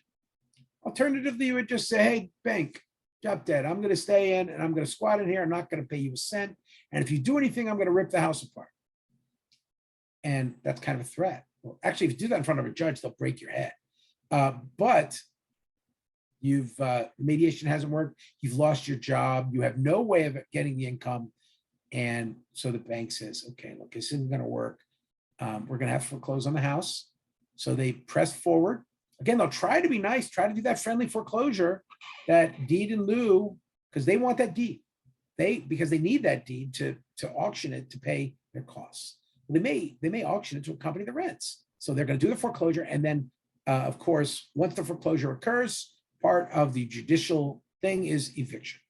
Eviction in New York City is a multi-year process. If you're coming from other states, that might shock you. But like I said, people are able to stay literally for years. That may change. We'll see how that works. Literally, it's getting to the point where people don't want to invest in New York City because it's so hard to evict people on the back end. Again, it's what it is. Again, the borrower and the duty, we've run a transaction. I'm going to give you a mortgage. I've got rights. I have the right to possess that house. I have the right to live in it. And you as the bank, you got to shut up and let me live in it. If you want it back, you got to go through the whole legal process. You can't take it from me unless you go through the courts. Well, I have the right to pay it off early. I can defease the loan. Defeasance means, hey, I owe $1 million on it. I won the lottery. Here's $1 million cash. Thank you very much. I now own the house free and clear. I might have a prepayment penalty clause, but hey, I don't care. You were nice. You gave me money for the loan. I'm going to be nice, and I'm going to pay you back in full. Thank you, bank. Give me the mortgage. I'm going to file a satisfaction of you're going to file the bank. You're going to file the satisfaction of the lien, and everybody's happy. And I say that right now, the satisfaction of the lien, I am hearing right now that a certain very, very large tier 1 bank in the United States is not giving people their satisfaction of lien once they sell. They're literally telling people, oh, we're not gonna satisfy your lien, even though you paid it off. You're gonna have to sue us for it. So they're actually trying to control the liens. This is criminal, and this particular bank has already paid about $1 billion in fines, and they clearly want another $1 billion in penalties. So again, I talk about tenants being immoral, make it perfectly clear there's a bank immorality as well, which is why it's so important that mortgages be properly refereed by the courts. Again, you have the right to possession and the right to pay it off. You also have the duties. As I said, if you're a property owner, you got to pay all the taxes, you got to borrow, maintain the asset, you got to maintain insurance. And of course, as I said, if you leave, you got to pay. And, if, for instance, if you leave, you pass away, then your descendants have to pay. They will either take over the house, or they will walk away from the house, or they will continue making payments or pay off the house. This is one of the great challenges today. A lot of people are house rich and cash poor, and it's going to cause some sad things. Real estate, you got to be honorable, because you're going to have to do some tough stuff, and you're going to see some tough stuff. Again, the lender also has rights, and we've gone through that earlier. They have the right, if they've gone through that entire legal default process of foreclosure, they have the right to take possession of the property. And they have another important thing, the right to assign the mortgage. I got my loan from Citibank. Well, Citibank then sold my loan to MERS, the mortgage handling system. And they process mortgages that were originally done by hundreds of banks. Why do they do that? Because they're specialists at collecting checks. They collect $1 trillion, $10 billion a month, and keep maybe 0.1%. And 0.1% of 10 billion is a good solid 10 million. All right, yeah. So again, there's profit in processing mortgages. And of course, the bank, while it can take money back, they have another important duty, of course. They're going to receive a mortgage. They're going to help record the mortgage with the county clerk. And of course, when they record that mortgage, they lend the money. Property subject to, anytime a seller in a cash sale or anything, when you sell a house, the first thing that happens is all of the debts of the seller get paid before the buyer gets paid, or before the seller gets paid. And of course, this is all worked out in a legal transaction. The lawyers are there to make sure, and the title research, et cetera. They're going to pay all claims. They're going to pay all liens. They're going to pay all, no, they're not going to pay all claims, but all liens. They're going to pay all the fees of a sale that a seller is responsible for. And of course, they're going to pay off the existing mortgage on the house. Is it okay to sell? But I haven't paid my mortgage. So who cares? We'll pay it off on the way out. Now, the problem today, again, is interest rates have gone from 3 to 8%. Nobody in their right mind is going to give up a 3% mortgage. It's literally printed money. But we'll see how that works out. And sadly, a lot of people are going to be forced to give up their beautiful 3% mortgages.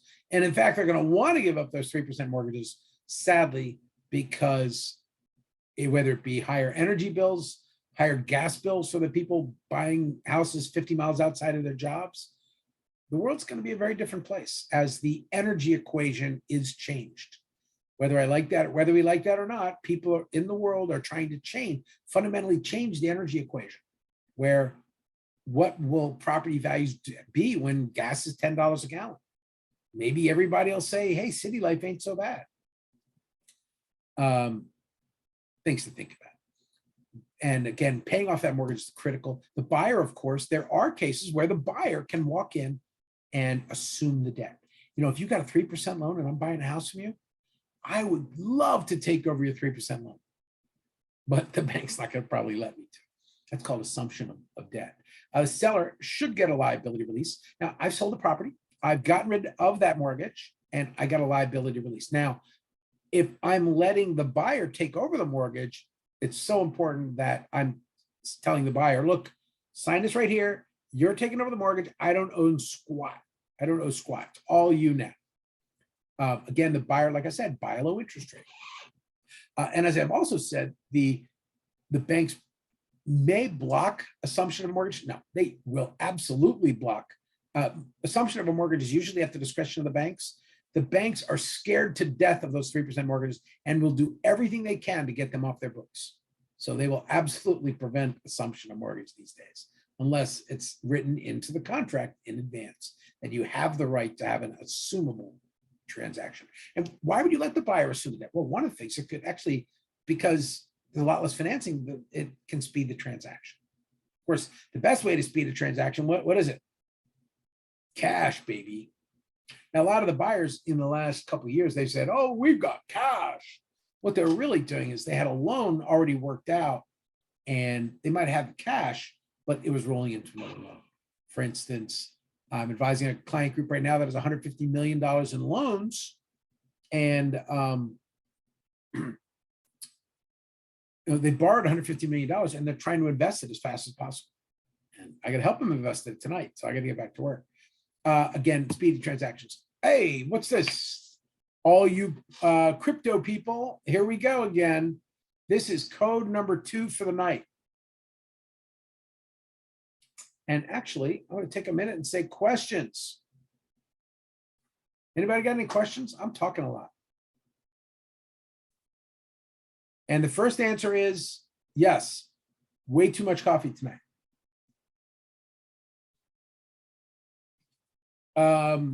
Anybody have any questions so far on the mortgages and the mortgage stuff that we've talked about?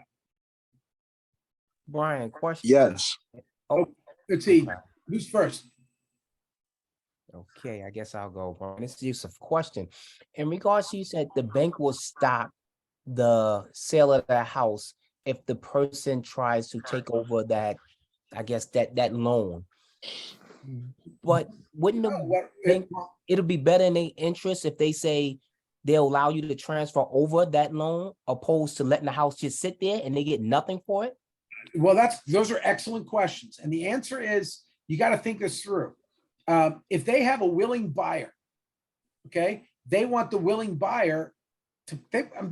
If you're leaving, you agreed to pay back. So they don't want the new person to pay back. They want you to pay it back. So again, imagine if think about it, you lent them money at 4%, and now it costs you 7% to get money. So you're losing 3% right off the bat. So you're going to do everything you can to get somebody out of that. But following through, whether they can or not, is a function of that mortgage document. It's the right to do the right to have assumption of mortgages is written in before you do it. And 99% of the time, let's say the assumption is based upon the bank's agreement. And the question is whether they would let it fall apart.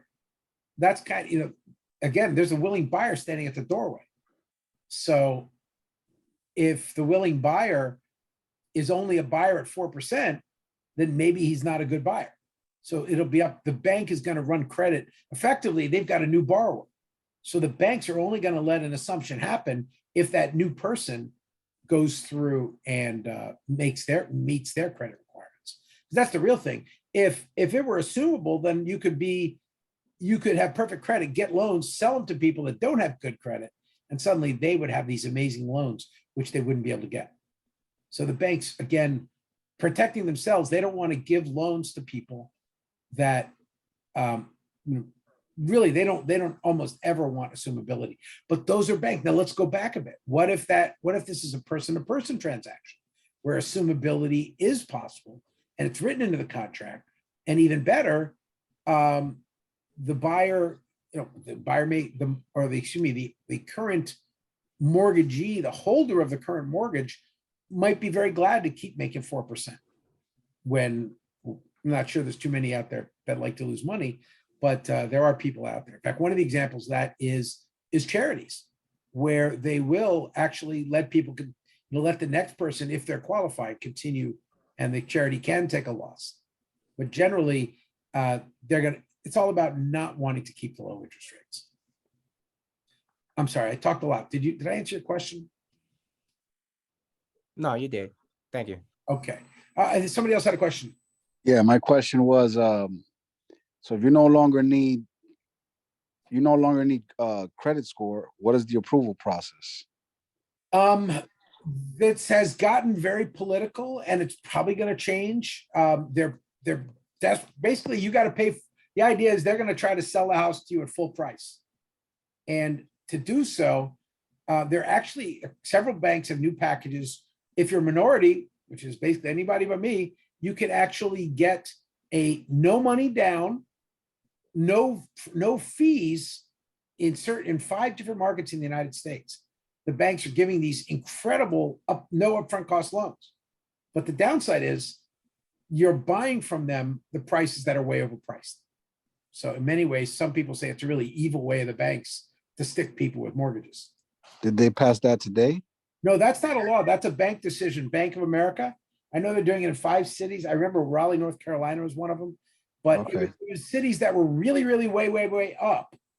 And they're desperately trying to keep the price up by basically paying people's fees in and trying to get a little DEI credit for it, or ESG credit.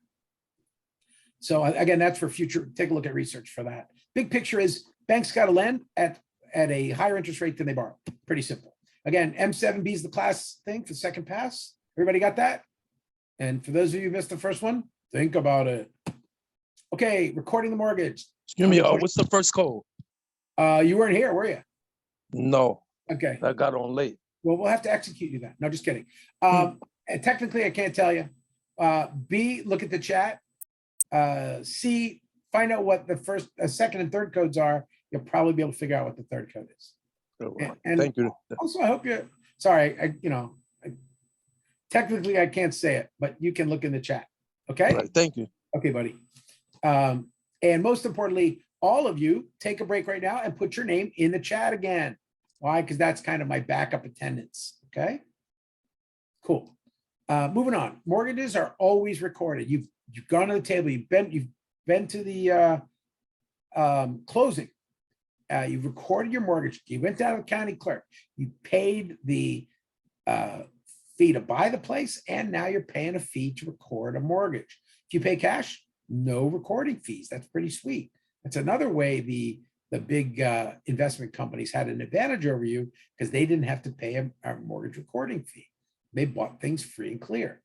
Again, it's when they do, they're registering the property and adding the room. Once they've added, when you're doing a recording, they make sure that all existing liens are gone.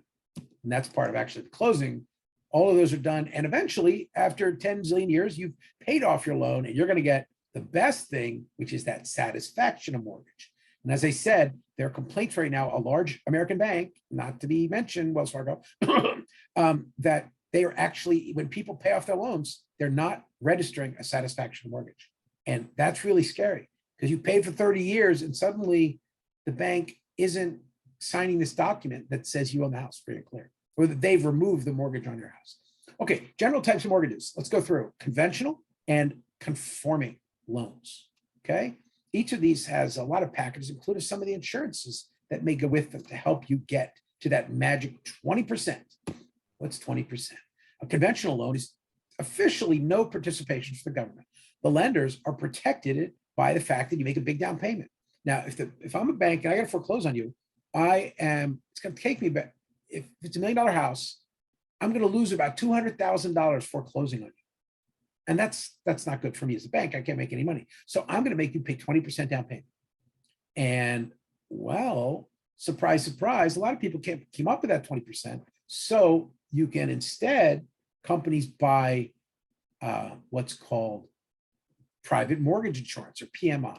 What that is, if you borrow $1 million and you default on that million, the bank only gets 800,000, 200,000 difference.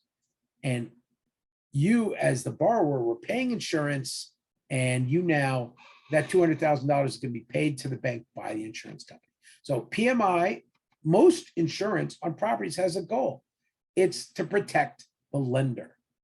The house burns down, the money that comes first goes to the bank, because they've got to restore that asset to its legal source. And then, and only then, if there's any money left, will they give you, the owner of the house, the money to get your life back in order.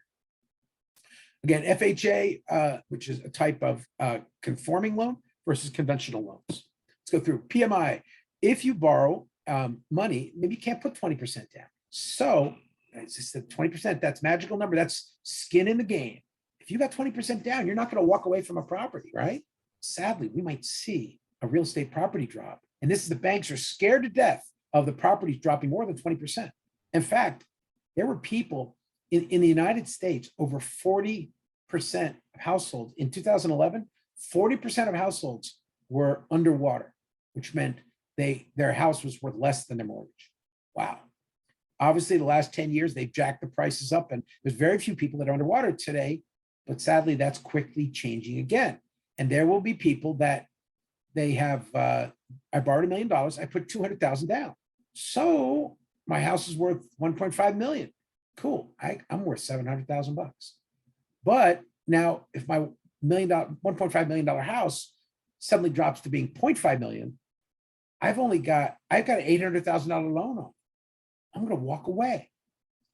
Ouch. And that's all about skin in the game, that 20% that usually is needed just to get the bank back to normal. And one of the ways they do it, as I said, is by selling this insurance. By buying, you spend about 1% on property, on PMI, property mortgage insurance. So you only, instead of putting 20% down, you only have to put 10% down. So you got, in this case, for 100, you've got 10,000 cash, you buy private mortgage insurance. So now they'll promise you up to 20,000, so you can now get a bigger house. Okay. Again, that another example is similar to private mortgage insurance. If you're getting government loans, such as a Fannie Mae or Freddie Mac loan, they have MIP. Again, that mortgage insurance premium instead of PMI, private mortgage insurance. Yeah, the mortgage insurance premium is if, let's say, again, they want you to put 20% down. A lot of government programs, you only have to put 3% down. But if you put 3% down, you have to pay a mortgage insurance premium so that there is a little protection, again, to the government that's backing the loan to the bank that's being made to you. Again, larger mortgages can have higher insurance. Again, the idea is that mortgage assumable by the new lender? Sometimes. Here's a good example. Very quickly, this was a couple of years ago. I got to update, but I believe the numbers are the same still. You are, now, here's the secret. Shorter term loans have less risk of inflation. Now, if you just took a 30-year loan out, that huge inflation boost is going to destroy, it's going to really crush the bank for the next 30 years. Believe it or not, though, alternatively, in places like quite a few economists, and this is hard to believe right now, but quite a few economists are actually saying that in the next 10 years, we're not going to be fighting inflation. We may be fighting deflation. It sounds hard to believe unless you know what happened to Japan, where asset values will actually go down rather than up. And that has a lot of implications to it. Basically, bottom line is you're only putting 15 years, you're only putting 5% down. With 5% down, you're going to pay about an 5% down, you're paying about 8.8% premium. That's just an insurance payment to be able to only put 5% down on the loan instead of 20%. Again, more than, I actually be down here, 0.5 for anyway, read the chart. The idea is the longer your term, the more risk you're giving to the bank. So they want more insurance in case you default. Mortgage. Again, another quick example from 2017, you got a mortgage loan of 337, 3% down. That's pretty sweet, right? Well, after this date in 2017, you got 337, 0.6% per year insurance payment. So your payment is $2,000 a month. And given all these differences, you're saving a little money based upon these new programs. And again, these are subject to change at any time, but the big picture is if you borrow and put less than 20% down, either by PMI or MIP, you're going to have to pay insurance to help protect the bank to get to that 20% protection. We talked about this already with the city, or excuse me, New York State laws to protect homeowners. And as I said, banks have been, and I hate to say, I'm getting reports that they currently are predatory in that they're scared to death that they're going to go bankrupt because people aren't paying their loans or they're not making enough loans, and they are firing thousands of people. If you are following the mortgage industry today, right now, you know they're laying off tens of thousands of people. The big picture is from this rule: mortgages, you put 20%, you put 5% down, and so you have to pay PMI, private mortgage insurance. Well, over the years, your house goes up 500%. So in theory, if your house is worth $1 million, and then you take $1 million loan with only 5% down, well, when it goes to 2 million, you've got a lot of equity in your property. So the idea is you're way past, you now have $1 million in equity in it. So you're way past that original 50,000. Now, once you get over 20%, you can stop paying that 0.6% per year. Okay. So that PMI can be canceled. You don't have to pay it anymore once the value of the property goes up enough that they have equity that they remember. All the banks care about is if you don't pay your mortgage, they can take the house and break even, at least break even. That's the purpose of PMI. Okay, types of loans, right? You get all these ones. These are all in the book, so just kind of follow along. I'm going to go fast and furious. So these are types of conventional loans. What does that mean? That means you're a borrower, you're an adult, you can borrow any way you want. Well, yeah, you can borrow any way you want if you don't want your loan to be protected by the government. Can you go to a bank and say, hey, give me a weird loan? The answer is yes, as long as you're not buying residential. For instance, this is very common in commercial. Let's go through some of these. Amortize. The goal of every mortgage is that it amortizes over time. You borrow money, and over the 30 years or 20 years or 15 years, the payments you make, principal and interest, tax and insurance, you're paying principal down. Again, amortization provides for the paying of a debt through installment payments. You saw that.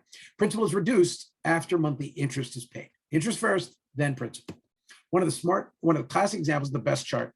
Over 30 years, the red line is the amount of principal you owe. In the early years, most of your payment is interest, okay? Now, if you're really smart, instead of making 12 monthly payments, let's say you get a paycheck from a company, you get paid 26 times a year. So, or maybe 13 4-week periods a year. So you make extra payments. And just by making that extra payment every year, that extra payment is pure principal. So it reduces, by some estimates, if you make that extra payment every year, you could take 5 to 10 years off of a mortgage. That's pretty sexy. I saw one calculation. If you made that extra biweekly payment instead of monthly payment, you were actually taking like as much as 13 years off of the mortgage because you were paying more interest, more principal, which reduced the interest over time.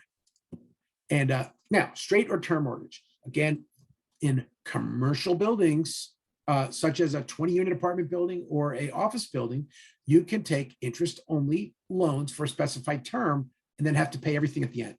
Most of New York City's office buildings, for instance, finance every 5 years. So they take 5-year loans and they might fix up the building, get a new tenant, whatever. Then after only 5 years, they got to renegotiate their lease. In England right now, that's the way they do residential mortgages. So after a couple of years of this spike from 3 to 8%, people are going to be forced out of their houses, as well as the utility bills going to the moon. Again, straight or term mortgage is basically for, let's say, 1 year, 2 year, 3 years, 5 years, you're only paying interest. You're borrowing $1 million, you're only paying that interest. But after 5 years, bam, I want my $1 million back. Now, if you're lucky and you had inflation, that $1 million isn't as valuable. It can get a little tricky. Again, this is short-term, common for commercial, not allowed for residential. Adjustable rate mortgages, we've all heard about these. These were really popular last time around, and they're really coming back now, big time, because everybody's trying to get mortgage down as much as possible. But if a mortgage rate spike hurts, you as a adjustable rate mortgage owner, your mortgage is going to go up. Again, lower risk to the bank, because the rate the bank can adjust, it actually prevents the bank. This was a protection from banks against big increases like today's interest rate spikes. Because if they borrowed, this is a great chart though. This also says a lot about government intervention. An adjustable rate mortgage, the idea is a 5/1 mortgage. It'll be fixed for 5 years. Let's say you pay, instead of 5%, you pay 4%. But then every year or every couple of years afterwards, it will reset based upon inflation.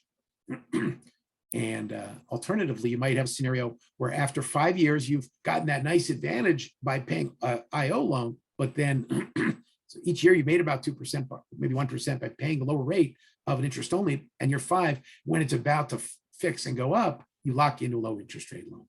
These are strategies that have happened over time, but surprise. The last 10 years, the government has done some massive intervention in the markets. This is actually an earlier period, 2000 to 2015.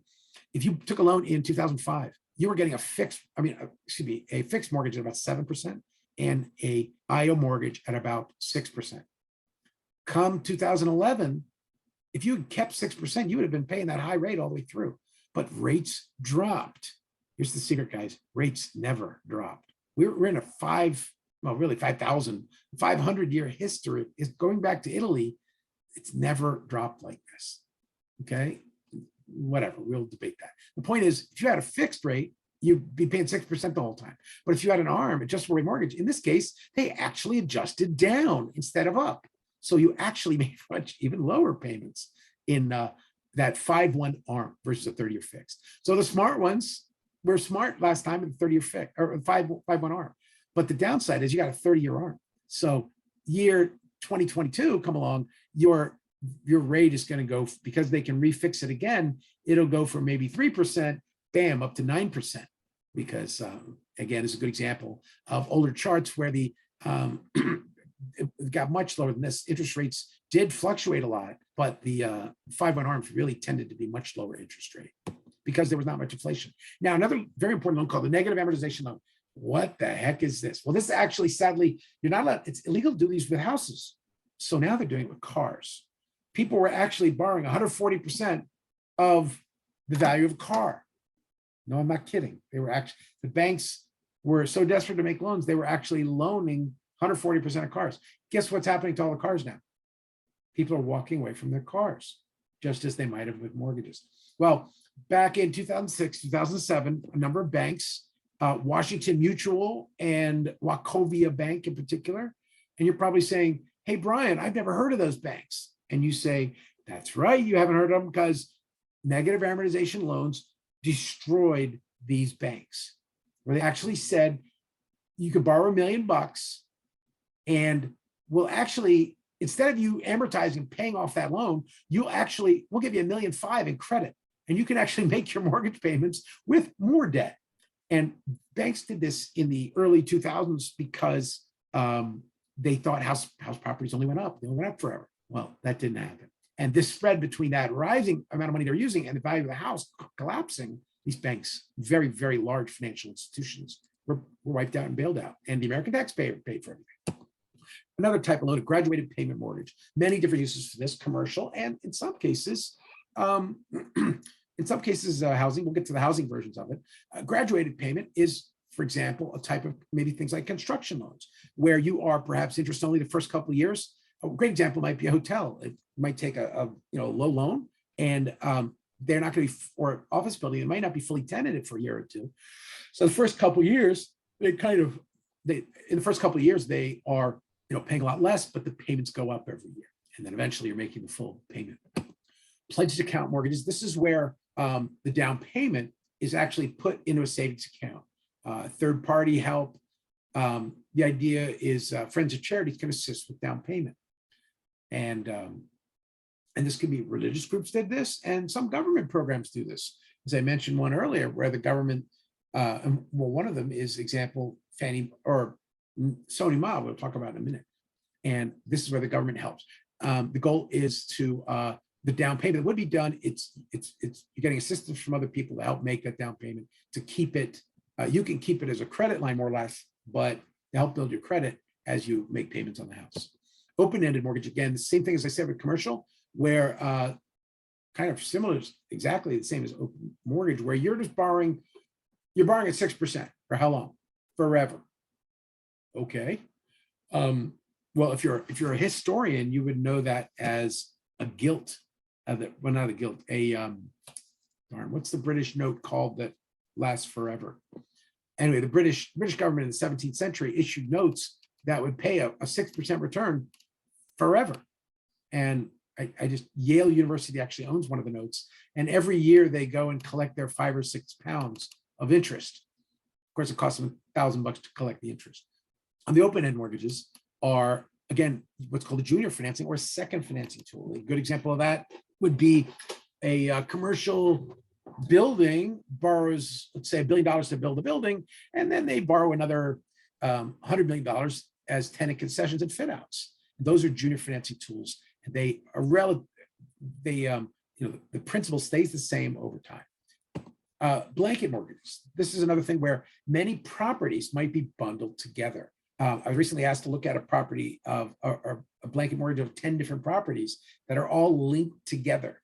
In this case, this is another package of buildings, again, around the High Line, where they were combined in one financing arrangement, as well as one what's called zoning lot, where they essentially assembled all the properties together. And if you bought this one, all these 7 are one mortgage, which means you can't sell any of them unless you get what's called a release clause saying, okay, I'll sell this one, but the main payment's got to go back to the main section. And the idea is that with a blanket mortgage, for instance, you might have a blanket on your beach house and your pied-à-terre, your city house. I don't know if you're fancy and have both.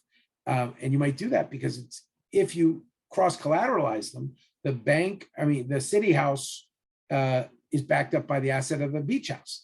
Conversely, this is very big in commercial real estate where, for instance, I dealt a lot with the hotel industry, and a lot of investors, a lot of Indians have taken over the hotel industry in the last couple of years. They actually own over 50% of the hotels in the United States. One of the things they did was they very wisely cross-collateralized. Uncle John lends money to Uncle Sam lends, and they all cross-collateralize their loans. And as long as all the hotels do well, they all grow together because they have the advantage of community credit. Again, if you break up and sell one of the hotels, you've got to get permission from all the lenders to those hotels. Okay, purchase money mortgage. This is a thing we talked about earlier. This is where the seller gives you the title. They sell you the house. The purchaser gives a mortgage to the seller of the house. And in doing so, he is going to get the 5% or 8% today that the bank would have gotten. Because, man, this guy gets $1 million, or this lady gets $1 million, whatever. And all they can do is put in the bank at 2%. So they say to this person, look, instead of you go to the bank, I'll lend the money, we'll write a mortgage, I'll put a loan on the property. You'll own the mortgage, but I'm going to get you put a new mortgage out to me as I sell the property to you. And I'm going to get a good return that I wouldn't normally get. Plus, I'll still have that house as collateral. And again, I'll be making more money. Mortgage given by a buyer to the seller to cover part or all the purchase price. And that's a negotiating tactic these days, guys. Today, prices are falling. I'm being really generous when I say 2% to 3% per month. Some people would say 2% per week in some places in the United States right now. And owners are, they want to sell it for $1 million. Well, they better plan on writing a, extra $100,000 check, because in the last 2 weeks, it dropped $100,000 in value. Again, these are things to think about. Wraparound mortgages. This is something very similar where we talked about that interest rate happiness. This guy has a mortgage on a house for 3% for $1 million. Well, if I can assume that mortgage at 3%, I'm going to give you 2 million bucks for it, because at 20% interest rates, that's a lot of money.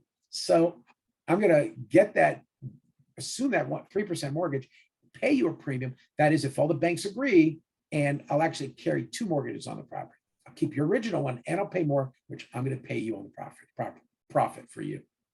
What did you do to earn that profit? Well, the house more or less stayed the same in value, or maybe went up. But you are going to get paid because of that long-term value of the interest savings I'm going to make. Swing bridge mortgages. These are mortgages where you might be in transit. You haven't bought, and this is really tricky right now. A lot of sales are falling through. 20 to 30% of properties that are going into contract are falling out of contract right now. Very big deal. Okay. So a buyer says, I want to buy the house, but I haven't sold my old house yet. Okay. So I might have a swing or bridge mortgage. And the goal is I'm going to buy the house now and I'll still keep paying my old house. And that mortgage is kind of tricky on the credit. So you better have good credit to have both houses. And again, think about that time from when you move out to when you move in, who owns what properties? Are you smart enough to close a sale and close a purchase on the same day? Well, I'm very impressed if you are. Balloon mortgages. These are very common in commercial. They are illegal in residential. Okay, in most cases, I shouldn't say totally legal, but mostly. A loan that is a large fixed payment at some point during the price cycle. Example, this one right here, a 20-year loan, right? Making pretty low payments for 20 years, and there's an interest. But instead, you do a 10-year loan and you make a big balloon payment at the end, and your overall interest payment goes down. A good example of this is this is very common in places like Australia, where, for instance, you paid interest only for 5 years. Then after 5 years, you got to pay it all back. Or actually what they really have to do is you have to refinance. This is the way Britain and in particular Australia are, and it's about to crush them. Imagine, like I said, you borrowed money 5 years ago at 4%, you've been chugging along at 4%, and all of a sudden you've got to refinance and you've got to pay that principal off, and you don't have cash, you got to take a new loan. Suddenly you got to refinance at 9%. Another mortgage that is in process and adds a little risk, but ideally can add value. This is a lot downtown in Manhattan that was empty. My old mentor designed a building here, and in 2008 they stopped work. They had a lot of literally sunk costs. They had bought the old building, a previous building. They spent millions to tear down the building. They missed out on all the revenue that building would have generated for 10 years because the lot was vacant for almost 10 years. Okay. But as you can see, they had pay them, they lose payments for the rent. They paid to demolish the building. They paid to design and build this foundation, and the construction loan was just sitting there. And if the bank foreclosed, which they had to do hundreds, if not thousands of these in the last recession, all the bank got was a hole in the ground. So that's more risky. So the banks usually take these construction mortgages as risky financing, which means they have a higher interest rate. And very sadly, the risk of failure is getting very scared. I walked around the city last week on weekend, A, to get some exercise, but B, to look at construction sites. There are buildings that I'm watching very carefully that are not starting. Or I've got one, I'm tracking the growth of the trees in the middle of the site because they're up to 5 years that they haven't been building, which means the bank that lent money on that property is getting wiped out. Good news is the bank that lent money on this construction loan lent to a guy that had just gotten about a $20 billion insurance payout, good or bad. And surprise, surprise, about 10 years later, the loan does pay because the owner eventually got building, and he built the Four Seasons. And I know because my office was like just to the right of this building. Shared equity mortgage. This is another interesting one where this was actually popular about 10 years ago in Buffalo. And I don't know if anybody's doing it, but this may come back in the near future. And this is maybe that super zero money down thing. They may have a clause where they do this. And this is where the lender, either commercial property or a residential property, mostly, let's stay with commercial for now. The lender makes a loan. I'm going to lend you 6% to build your big building.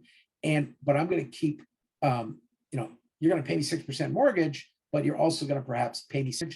It might be between a whole bunch of different parties. Typically, a large building is syndicated, and which means they send out they divide up the equity of the project, and different players get a piece of it. Home equity lines of credit are also another important. This is a junior loan. This is back to residential. This is home equity loans are, you've got your mortgage, but your mortgage is pretty well along and you've got a lot of equity. So you have $1 million and your house is worth 1.2 million. Wow. Let me say that again. You bought it for $1 million. Let's say this. You borrowed $800,000 on the house. The house is now worth 1.2 million. Okay. Now they will lend you roughly 80% of that original equity. So they might lend you $30,000. And the idea is they will lend you money, but they will not go beyond the 80% cap. Two things. One, because the primary loan is stuck at 80%. And two, most importantly, and perhaps most scary right now, because I understand this is happening to people out on Long Island right now, where again, their properties went really, really high up in value. And this happened in 2007. It's happening again now, where as the property value goes down, people who get these large lines of credit, their line of credit is being canceled. Again, it's really like a credit card in your house. And unfortunately, a lot of people use that credit card. And a lot of people said, look, it's not a debt machine. So don't use it. It's a debt that you got to pay. Senior mortgage got paid first. The juniors got paid second. If you watch the movie The Big Short, this is really the chart they were talking about. What this means is, even in the worst of times, now, of course, the government intervened and prevented a lot of this, but 2009, 2010, the mortgages, only maybe about 1.4% of people defaulted on their mortgage, but a lot of people defaulted on their HELOC loans. So the people who lent those HELOC loans really got killed in the marketplace. It's a junior mortgage, which means, again, if there's a payback, the senior note, the first mortgage gets paid first, and then the second, junior mortgages. Another debatable thing is, and it's very popular among retirees, particularly retirees with kids, the reverse annuity mortgage. This is a mortgage that, as you get older, you paid off your house, or maybe fully paid it off. You've gotten that, satisfaction mortgage. Well, you can, if you wish, go out and remortgage your house. And what they'll actually work back down scale. Over time, for the money you borrow, you're basically going to start paying interest, and it's going to be on the value of the house. The joke is that, this gentleman here wants to take his wife and travel the world. So, he doesn't have any kids. He's got a nice house, fully paid off. Why just sit in the house all the time? So he says, okay, I'll get a new reverse mortgage, and I'm going to get paid every month. And the house is, it's basically taking a new mortgage on the house, but he doesn't care because he's going to go and enjoy life with his wife. More proud to the guy. Again, the idea is to allow equity-rich seniors to live in the home. This guy is retired, his income's maybe not that great in retirement, but he does great because, and he gets to take his wife traveling the world because he's getting this money back. Again, potential for abuse, but let me tell you, the feds watch these things like a hawk. So everybody, when they do them, you eventually use up all your equity. I mean, if you do one of these reverse mortgages after maybe 20 years, if you got a reverse mortgage at 60 and suddenly you're 80 years old, you have no equity left in your house. And that could be bad too. It's bad for the grandkids because they're not going to inherit anything. Oops. Another thing is package mortgages. This is an example of mortgages that where banks will let you add additional real property. Perhaps like I said, you'll say that the real property is part of the loan. The house I'm getting a mortgage on, but I'm also giving you maybe you're putting an equity stake in my beach house, or believe it or not, some hedge funds have been giving mortgages based upon other types of collateral like art. No kidding. I know it sounds crazy. A couple of hedge funds that are trying to do this right now. I had a client, he had an interesting collection. He had a sculpture worth $150 million. And he actually was able to use the piece of sculpture as credit. In fact, there's a thing called free ports. If you saw the movie, I forget what movie it is, but the idea is that there are these warehouses around the world that you leave your assets in limbo and they never pay taxes. And you can actually use that as collateral for other things. Okay, sale leaseback financing. This is another interesting commercial project. It's kind of like we talked earlier with residential, where you have the friendly foreclosure. Well, this is the same thing, but it's kind of voluntary. In this case, a property owner sells a property and then leases it back from the seller.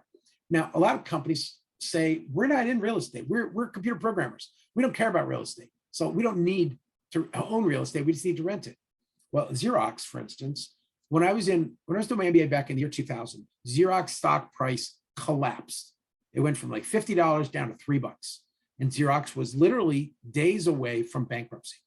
So we're still doing our MBA class. Me and it was an executive MBA up in Connecticut. So we were in the executive conference room doing our MBA homework project. 4 executives from other companies. And one night, the CEO of Xerox comes in and she says to the lady I'm working with, and she says, Janet, sell it all. And my friend was tasked, she basically was told Xerox had lots and lots of real estate, some of the best quality office real estate in the world. But it didn't matter because they were about to go bankrupt, in which case they'd lose it all. So my friend was told, sell it all. $5 billion worth of real estate was put on a fire sale, and they sold it for $3 billion. And you're like, oh my God, she was a fool. She got ripped off. No, she was in an illiquid market. She's lucky she got anything for it. Okay. So complete panic. They sell 40% off, totally selling every piece of property, and they became tenants in the buildings. So it was a sale and lease back. You give me $100 million cash now, you get the building, and we'll even pay you $10 million a year in rent.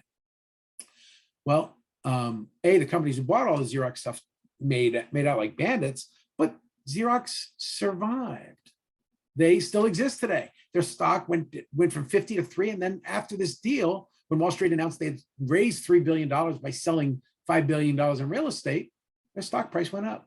And you probably know Xerox is still in business today, where a lot of tech companies from the last go around are long gone. Refinancing loans. Again, very important. And we talked about, everybody's been taking, let's say they went from, I've had a 5% loan and suddenly 3% loans were available. So they left all their equity in, they refinanced at 3%. They paid a maybe $5,000 or $10,000 fee to the bank, and the bank gave them a lower rate loan.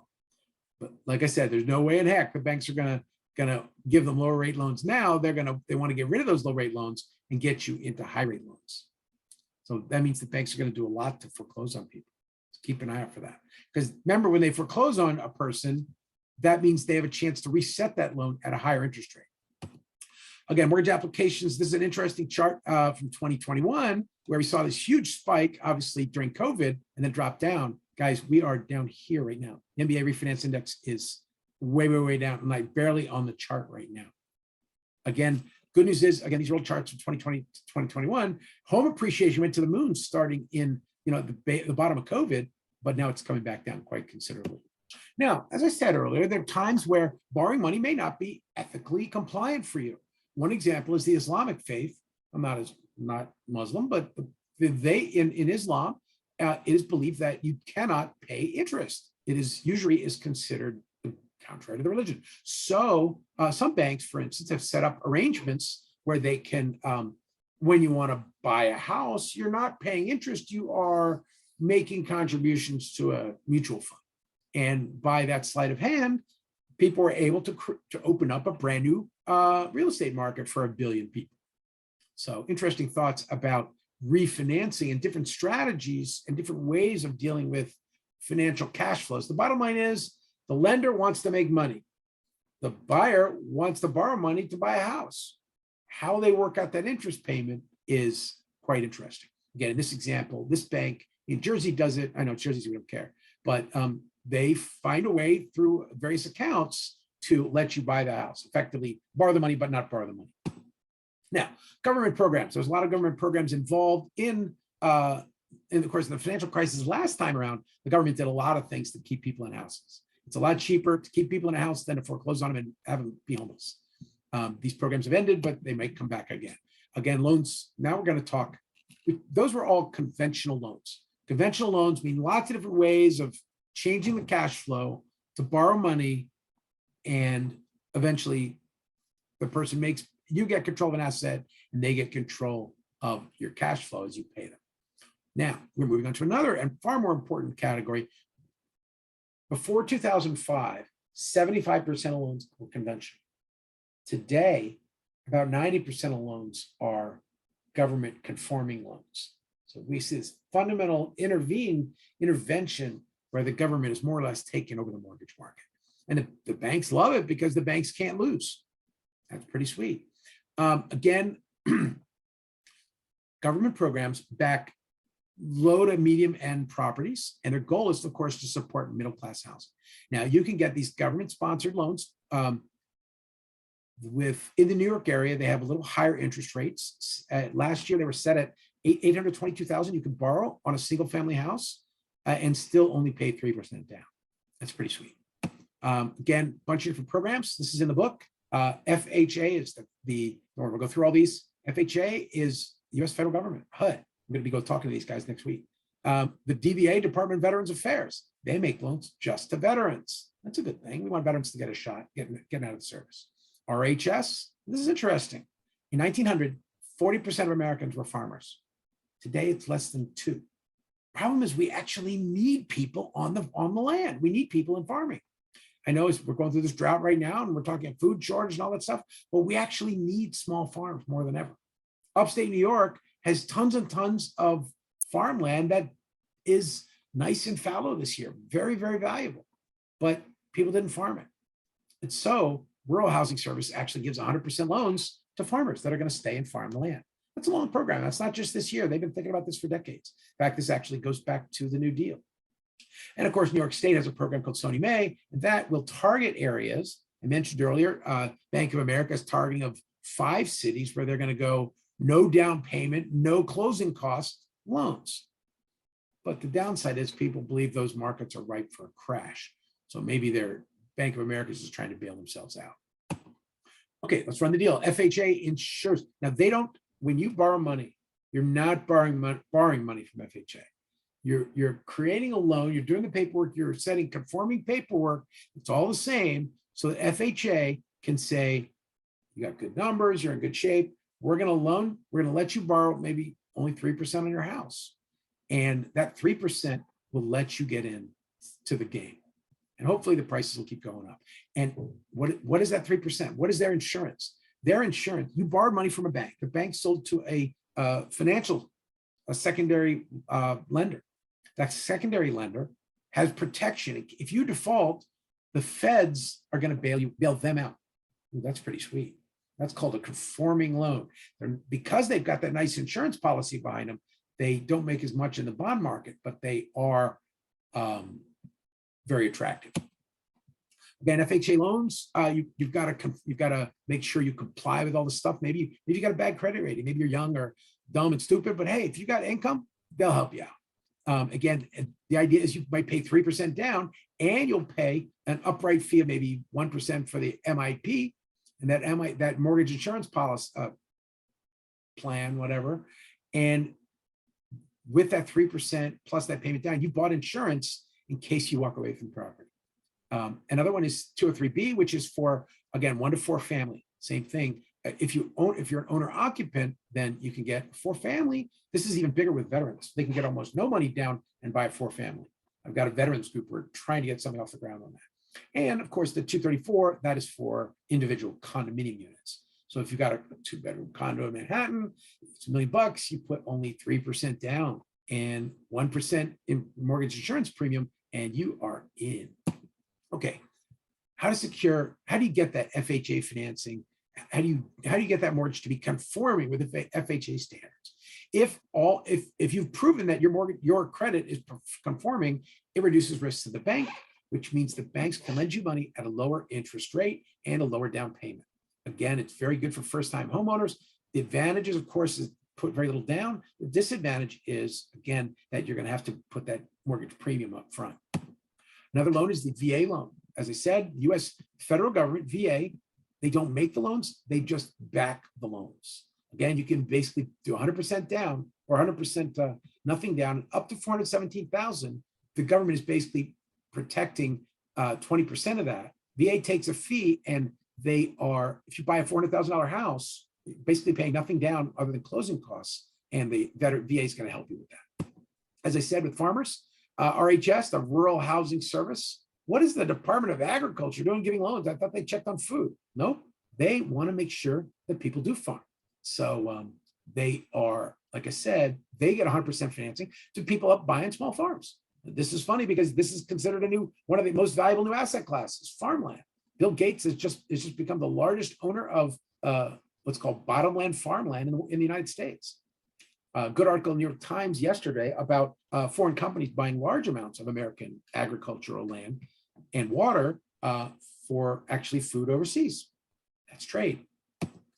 Sony May is a state program, not a federal program, a state program, the state of New York Mortgage Authority. Again, they sell bonds. Sony May sells bonds and tax exempt, so a lot of people line up to buy them. And the idea is to help you. Maybe you only put 3% down on a property and you can get a down payment to get into a house. And the rates are usually below market because the state is backing up the 97% financing. And the goal is to help in areas that are underserved. Like this used to be a very big program in Harlem. Harlem had some rough times. A lot of people had left Harlem, and the drugs of the 1980s took a lot of toll up there. But by the 90s, and the Bronx had burned a lot, and a lot of that had hurt Harlem also. Now you can say that because I was commissioner for the Bronx and a deputy commissioner for Manhattan. So I saw the remnants of both sides. But the great news is, of course, if you've been to Harlem lately, wow, property value had gone to the roof. Well, one of the reasons was people were able to get into their houses almost for free. And so they went up there and they spent their money making their neighborhoods good, taking care of people, helping each other, building community. And now Harlem houses go for $3 million to $5 million a piece because the state made a seed investment. And not just Harlem, they do this in Brooklyn. They've done some. They do it in upstate in places like Utica, where they give you a cheap loan, you buy into the house and you stabilize a community, where houses that might have gone and fallen apart because maybe the owners had passed away or the city had taken it for taxes. A lot of cities upstate, they have what's called land banks, where they have, in some cases, hundreds of houses that prior to COVID, they would have given away. During COVID, they did give them away. Actually, a lot of immigrants have gone, for instance, the city of Utica, New York is about, I believe they said 30% of the population is now Bosnian, which is a country former from Yugoslavia. And, the Bosnians are, going up there. They're helping their community bring people over from Bosnia, which had a pretty bad war, and they are basically rejuvenating the city. Seller concessions, as we're seeing today, seller concessions are an important part of the deal. They might give you renters. This is an ad from a couple from 2020 where they were giving 1, 2, 3 months free in rentals. Yet now, and that disappeared this summer, but now it's back. In the next couple of months, rental concessions are going to be big, and buyers concessions.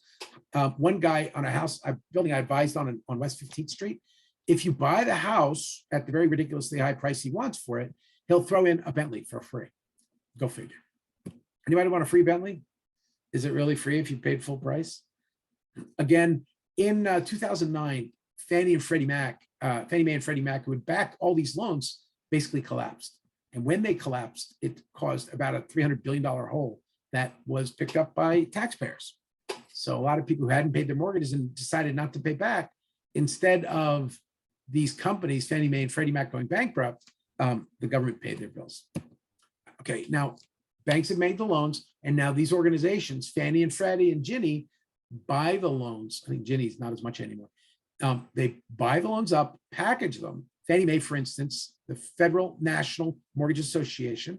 Now, technically, it's a private company, but it's called government sponsored.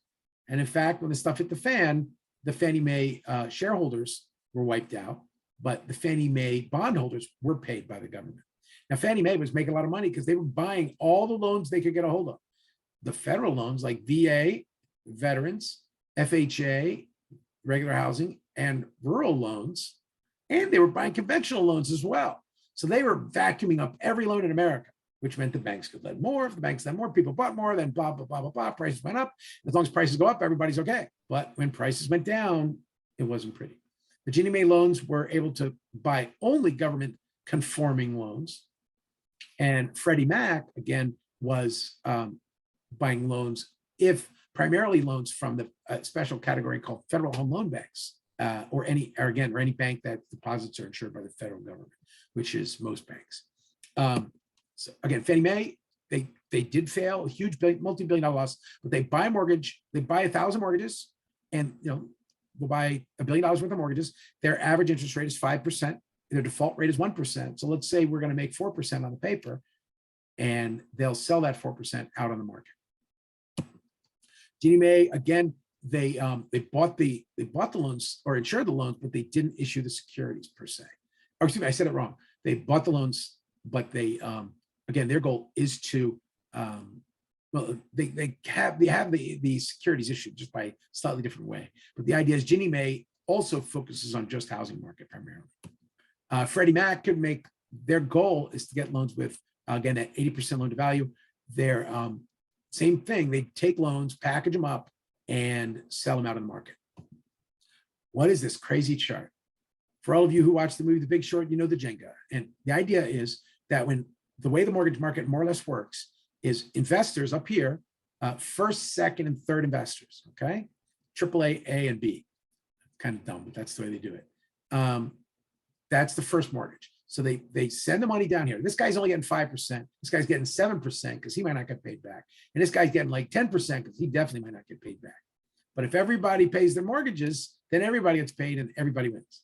So they pull all their money, they put it in a trust. The trust then gives the money to a lender, or they make the money available to a lender. And that lender then lends out money. Rocket Mortgage is desperate to lend you money to buy a house if you have perfect credit and don't mind paying 8%.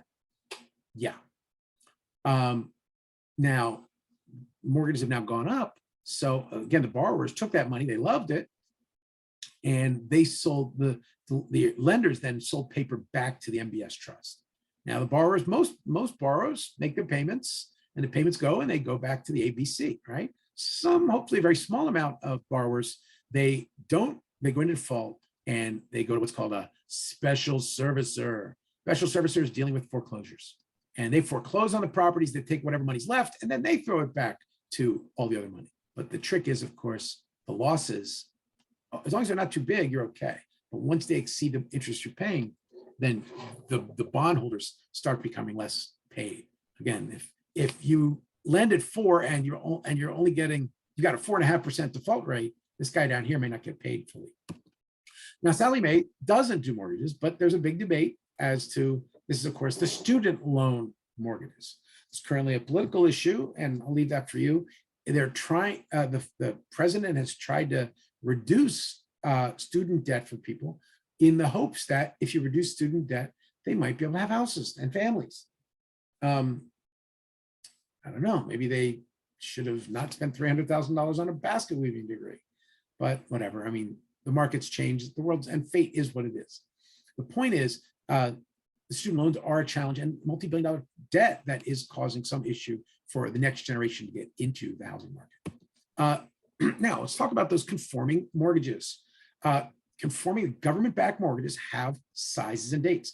Is a 2021 numbers. I don't have this year's numbers. The idea is well, good news is there's low-cost areas and high-cost areas. You are in New York City, we're a high-cost area, okay? If you want to buy a one-family house out in Queens, the maximum you can borrow conforming is $822,000, okay? And therefore it'd be conforming, you only put 3% down, and you get a good credit rating, and for only 3% down, you're in a house.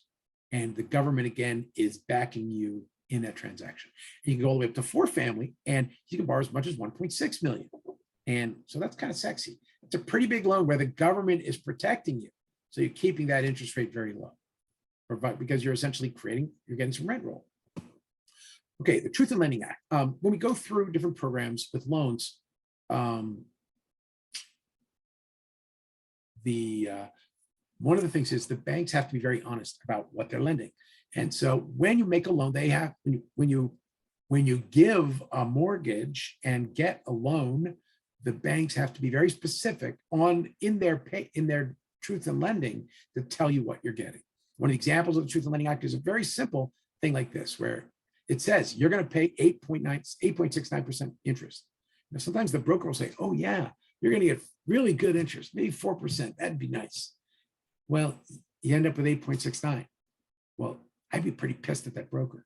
So this is why the brokers generally have to be very careful what they say about financing.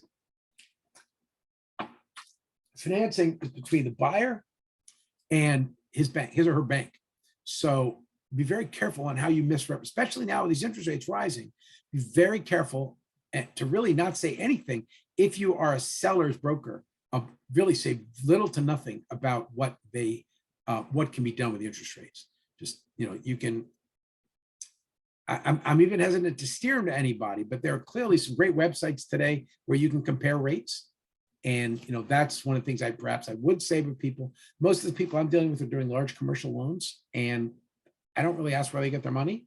And they are very often what's called private offices, which is another way of saying people with a lot of cash.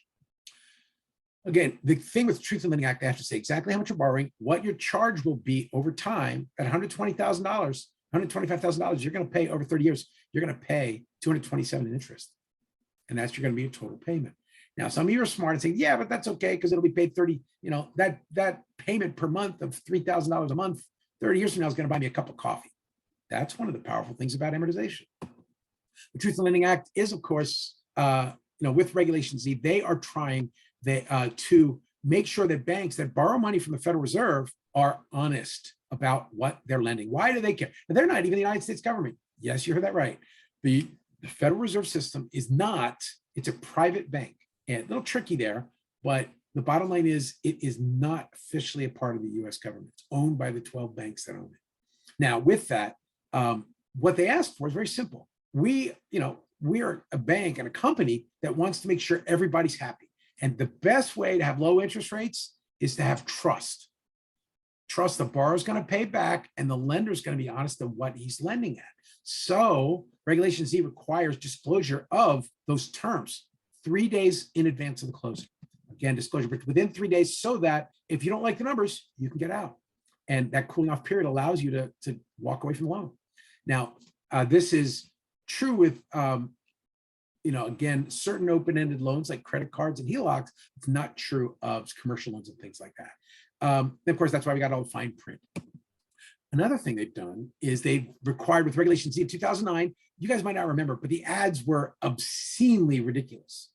Literally, a New York Post ad, 2008. If you have a pulse, we have a loan. And then, of course, the most famous, it was these advertising limits were there to stop ridiculous advertising that just was misrepresenting. And you have to be very careful in what you say in your loans and say, look, if it's 6%, it darn well better be 6%. Okay. And if you misrepresent, the Federal Reserve will ding you with potentially a $5,000 penalty. But even worse, they will cut the bank off from access to Federal Reserve funds because they borrow money from the Federal Reserve at like 3% and lend at 8%. That's pretty sweet. I'd keep that bank happy. Here's a great example of some of the crap from why Regulation Z existed. Zip, zero, nada, purchase a new home for nothing down, no transfer tax, no free finish. What's the catch? Well, somewhere down here in this fine print, there is a catch. The bottom line is nothing's for free, okay? With that fine print, it's absolutely got to be disclosed. No games, a lot of these companies went bankrupt because they were blocked in some cases from getting financing. And the advertisements are anywhere you do advertising, the print, radio, internet, you got to read the fine print has to be said. And I'm sure these people talking about the fast on the internet, talking about the advertising restrictions. That is to comply with Regulation Z. Okay, lender criteria. Of course, to get a house, you got to borrow money. To borrow money, you've got to prove that you are viable. Now, to do that, the lender is going to, the buyer is going to go to a lender to borrow money.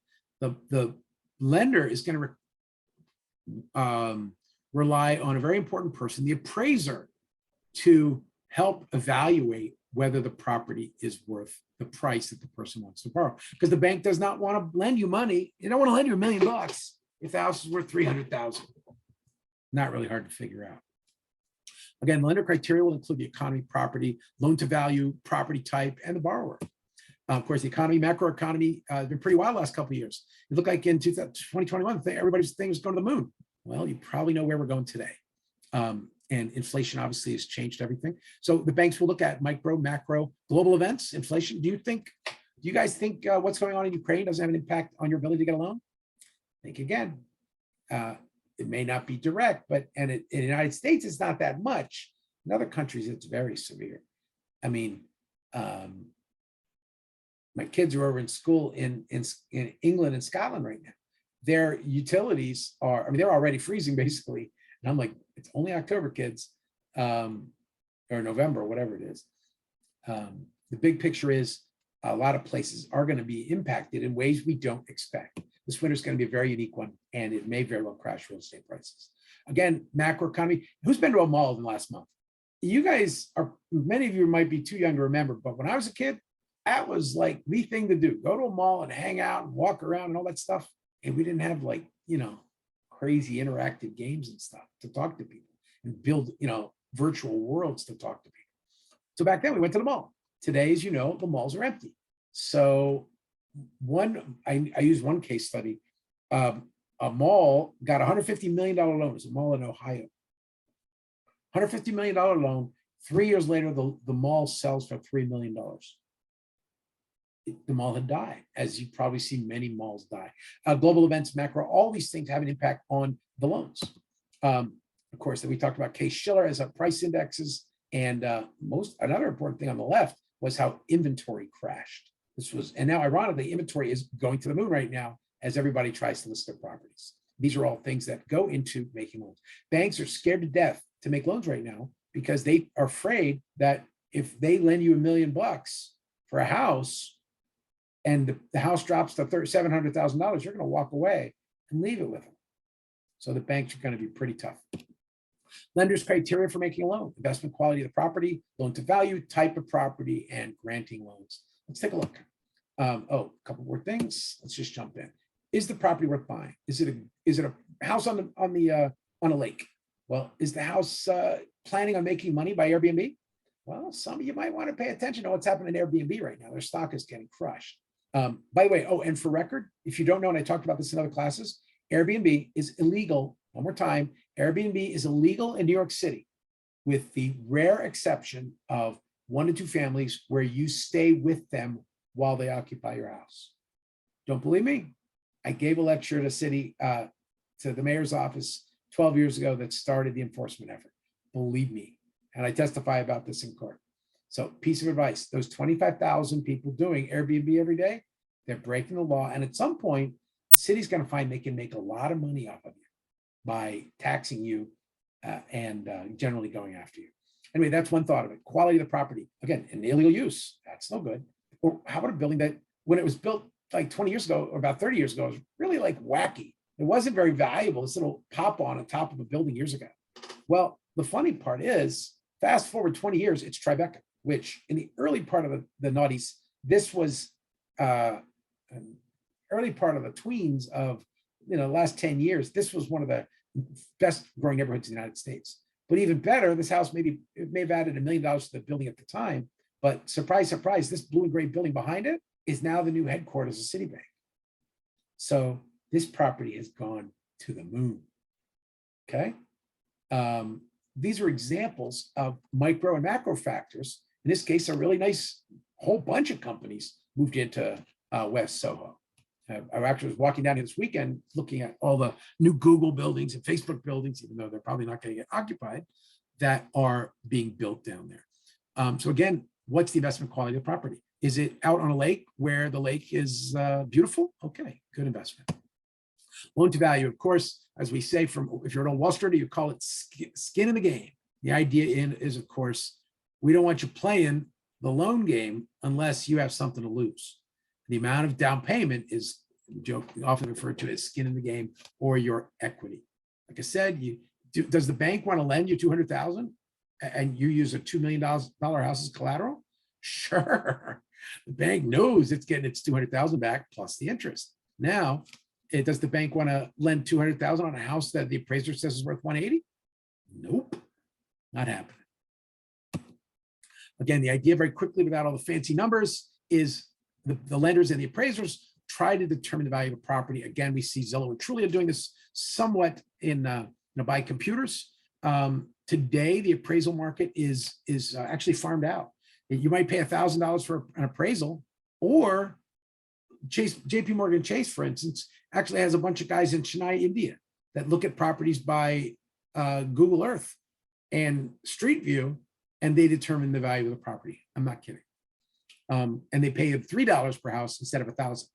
The point is, somebody tells the bank what it's worth. The bank says, okay, I need a 20% margin of safety. If it's worth $1 million, I'll lend you 800,000. Also, types of property can affect the value. Again, income potential, age and condition, location, legal issues. In New York City, parking. One of my clients, the expected price for parking was over $1 million per parking spot. Again, the theaters, during COVID, theaters were terrible, right? Good old AMC for all you apes out there. Malls, warehouses, factories, all of these have different asset values at different times. Right now, warehouses are 1% vacancy in the United States. Warehouses are an insanely sexy commodity. Well, they were until 3 months ago, until Amazon and a lot of these big companies started canceling the warehouse projects. Alternatively, people that never used warehouses like Walmart are suddenly having to use warehouses. So again, very fluid market right now. Factories, a lot of companies might be moving their work back from China. So maybe there's a need for factories in the future. Again, right now, we may be looking at a commercial lending crash. During, as of yesterday, a report came out that said 39% of small business owners in the United States were not paying their rent. Just walk around New York City and you'll see all the empty storefronts and you'll know. And I'm being told that everybody's trying to hang on until Christmas. And what happened last year, at January 1st, that's when leases very often end.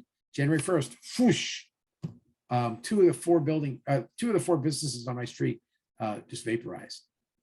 It's a reminder, hotels have made a pretty big comeback. Retail decimated, office completely decimated, malls utterly, completely, and totally and permanently decimated. Now back to FHA very quickly. This is a good little graphic. You come out, you say, hey, I want to buy a house. The borrower gets checked out. Do you have down payment? Yeah. Do you have closing costs? Yeah. Do you have a credit score of at least 600? That ain't so hard. And are you buying a house that's relatively decent to your income? Yes. If you got all that, the FHA will lend you and you get to make money. Now, the borrower's ability to repay loans is important. Of course, they look at, you guys know this, they just like rentals, they look at your income or salary, they look at the qualifying ratios, again, that percentage of your income versus the amount of money you want to borrow. Have you been working for a month or a year or 10 years at your building? Are you a sole prop or proprietorship? Remember, you want to be a real estate salesperson or broker? You're a sole prop. Yes, you're a broker for a large agency, but you are you're not an employee of that company. And of course, you got to provide all the documentation. You might go no doc. You might say, I'm not going to give you anything. I won't tell you how much I make. But then the bank might say, okay, fine, I'll take 40% down.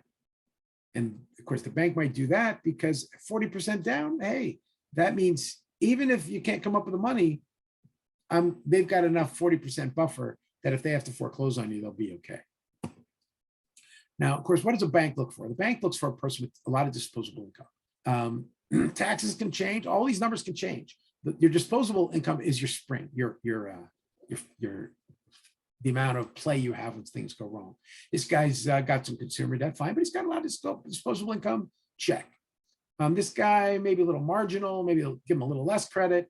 Again, his disposable income's a little smaller. This is what they want. Banks want a person with a lot of disposable income. So if something goes wrong, you've got a lot of fluff to make sure the payments are made. This guy, very little disposable income, something goes wrong, his credit card rates go up, his taxes go up, boom, disposable income zero, he stops making his mortgage payments. Okay, this is what they want to see, more disposable income. Everybody understand this? The idea is, I mean, it's very simple. We all know this from renting or buying places. The bank wants to know you have enough to be able to afford the house. So they're going to do the paperwork. You're going to fill out the Fannie Mae 1003, also known as the Universal Residential Loan Application. The idea is if everybody more or less fills out the same form, 1,000 different banks can combine 1,000 different banks' loans into one big security, sell it on the Wall Street, and once they've done that, you are able to, or the banks are able to lend more money, which they like, and more importantly, you're able to lend at a lower rate. As you can see, many different lenders, some of these are bankrupt already or soon will be, and they all lend out with using that same standard of the form, the uniform residential loan application. And in doing that, they really actively are the same person. Of course, one of the important parts, as I said earlier, is that appraised value. Lenders will only lend to the appraised value of the property. The buyer seller can make up the difference. My sister was going to buy a house for $300,000. And at the bottom of the recession, she's a firefighter. She has a good pay and hardworking person. And there's a very special emotional person because she had been friends for 30 years with the lady who owned the house. And so she offered 300. The appraisal at the time came in at 250. So she was going to have to come up with 50 cash. She asked me, I said, sorry, I don't have it. And I didn't at the time, unfortunately, for her, but she got even better. She went back to the owners and said, look, I am 50,000 short. And the owners were the children of the lady who passed away. So they said, you know something? You were such a good friend to our mother. We're going to let you have the house for 250,000 instead of 300,000. And so she borrowed to the appraised value. She got the house for 250 because an appraisal came in low. And the buyers, luckily, in a tough time, they made concessions. That's what's going to happen today. The $1 million house is going to offer 800,000. You get it appraised at 850, and the seller's probably going to say, you know, you give me 850, and I'll like it. These are some of the challenges. The appraiser has a lot of power in a down market. Of course, how do they determine your eligibility? We all know FICO scores. Again, there's a lot of legal change going on right now. I haven't fully read that law that just happened. I defer you to it. Just understand that a lot of credit scores are being backed off for conforming federal loans. Okay, not everything, just conforming federal loans. Everybody knows there are three primaries: Equifax, Experian, and TransUnion. They're reporting your credit score. FICO is actually a company, the Fair Isaac Corporation, and they use a kind of a secret formula to determine whether you're a good credit risk. Now, that one of the parts of the formula, of course, is your credit score versus your credit card debt and how it hurts you. Now, it's not how much you owe, it's how much disposable income you have. So, for instance, the average person in Texas has 14 months of disposable income in debt. Ouch. I like 0. That's a good number for me. As you can see in different states, California owes a lot, but they have only 10 months because they have a higher incomes. Some of the southern states are doing pretty bad. They don't owe much money, but they don't have much income. Now, very quickly, predatory lending practices. I said earlier, sometimes the banks are the bad guys, sometimes the borrowers are the bad guys. And there are laws to protect them from each other. Predatory lending is, after 2009, there were a lot of really nasty tricks that banks were making to make loans. A loan broker got paid $5,000 to make a loan. He didn't care if the guy was literally, the guy goes out into a strawberry field in Modesto, California. 12 houses are on the edge of the field, just got built. And this guy goes out and somewhere between Spanish and English, he basically says, sign these documents. And that mortgage broker walks off the field and he had just sold 12 houses. What did he do? He said that they weren't strawberry itinerant farmers. They were agricultural engineers, and they weren't making 300 a week. They were making 300 a day. He falsified the paperwork. In doing so, people got into houses. They were shocked. They're like, welcome to America. I come to America. They give me a beautiful house. Oh, but I can't pay for it. And again, this is fraud. The banker got a lot of money from it. The borrowers, they got a free house for a while until a couple years later, they finally got evicted for not making any payments. They destroyed the house and took all the components from it too. Again, this is some of the crazy things that happened. Who lost? It's a zero-sum game. The broker won, the tenant won, which means the bank lost from fraudulent paperwork, and therefore the bank got bailed out by the American government, which meant the taxpayer lost. So the government finally said, look, these predatory lending practices are costing the US government a lot of money. Stop it, or I'm going to get mad. So they predatory lending practices, again, lending people making people borrow money that there's no way they could qualify for. Another one is repeated financing, where they have you refinance every year, and each time they may take 2% off the top as a refinance fee, or other deceptions to hide the real cost of a loan. For instance, again, this is why that Truth in Lending Act is there. Example of saying, oh, you're borrowing at 2%, not saying that the price will jump up later on. Usury is a powerful term. Usury is when you, with loans made to individuals for housing, 1 or 2 family houses, less than 6 months of the loan. If they borrow $250,000, the maximum interest rate is 16%. Can you imagine paying 16% on a mortgage? Well, remember, if you pay that much in interest, that means the price is going to have to go down. Beyond, if they really pay you 25%, then it's not illegal, it's criminal. So if you make them sign a paper that says they got to pay 26%, you as the lender are criminal. Again, now that said, if you want to do, if you're lending $2.5 million, if somebody can borrow $2.5 million bucks, there's no credit protection for that. Credit protection is for people in the low end of the market, not the high end. If the bank is dumb enough to lend you $2.5 million bucks, or you're dumb enough to borrow it at 30% interest, you deserve to go down. And again, some people don't care. And when I win the lotto tomorrow, and was it 1.9 billion? I'm not going to carry that. Psych. Of course, if you win, by the way, if you win $2 billion in the lottery, your taxes will be about 1.3 million in New York. Think about that. Well, Brian, you're a little late. Only one person hit it in California. Oh, really? Yeah. Damn it. One person. Oh, well, I hope he gets a good lawyer. That, or maybe I hope it's one of my relatives. All the best. Okay, predatory lending practices. Again, price change. This is a quite remarkable number. Some of the best performing areas in the last 5 years were actually areas of the Bronx and Queens. But sadly, I'd also remind you, these were areas that had some of the highest foreclosures in FHA foreclosures in the country. Subprime loans. Again, this is for people that have less than perfect credit. They are, if you have subprime, I'm going to charge a higher interest rate. Now, they're not charging 4,900% interest rate on a house, but this is what payday loans are. Payday loans, monthly loans, compounded over a year, might be literally thousands of a percent. So they definitely don't want that for homes, because that way nobody will ever be able to pay back.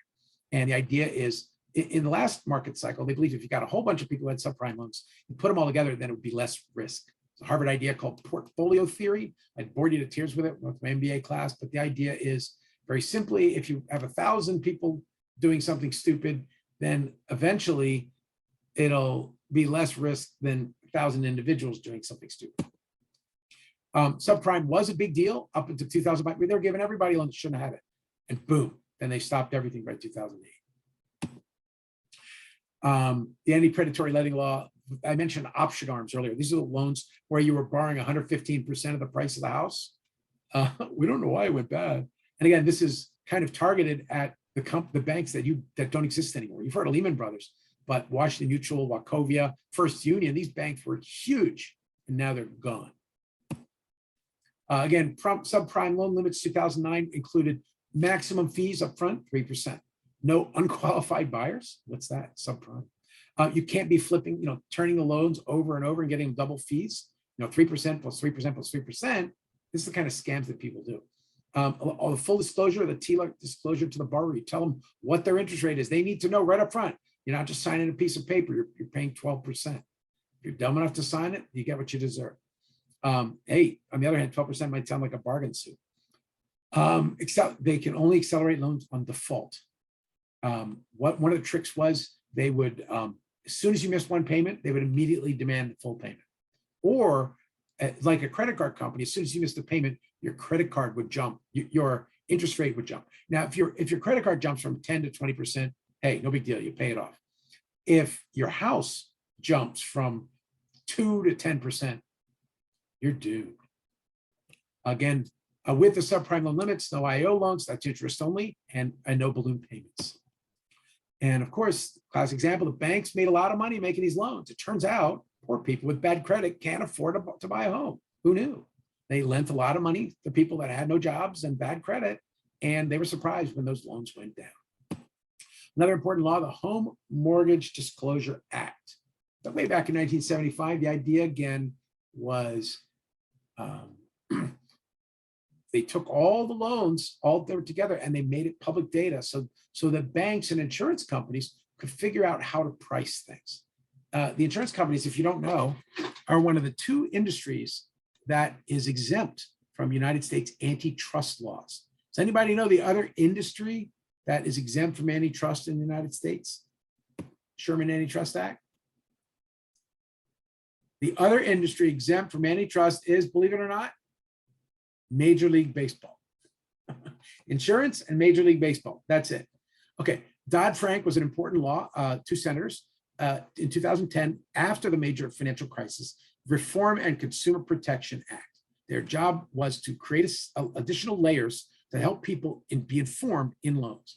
CFPB is a $30 billion investment to try to help people understand what they're borrowing. Some people say it's a political patronage machine. Some people say it's a good tool to help people to understand what they're borrowing. All these different agencies got involved in regulation and had to tighten up their rules. The idea is, of course, especially with the internet age, you can afford to really have transparent financial transactions, and transparency builds trust.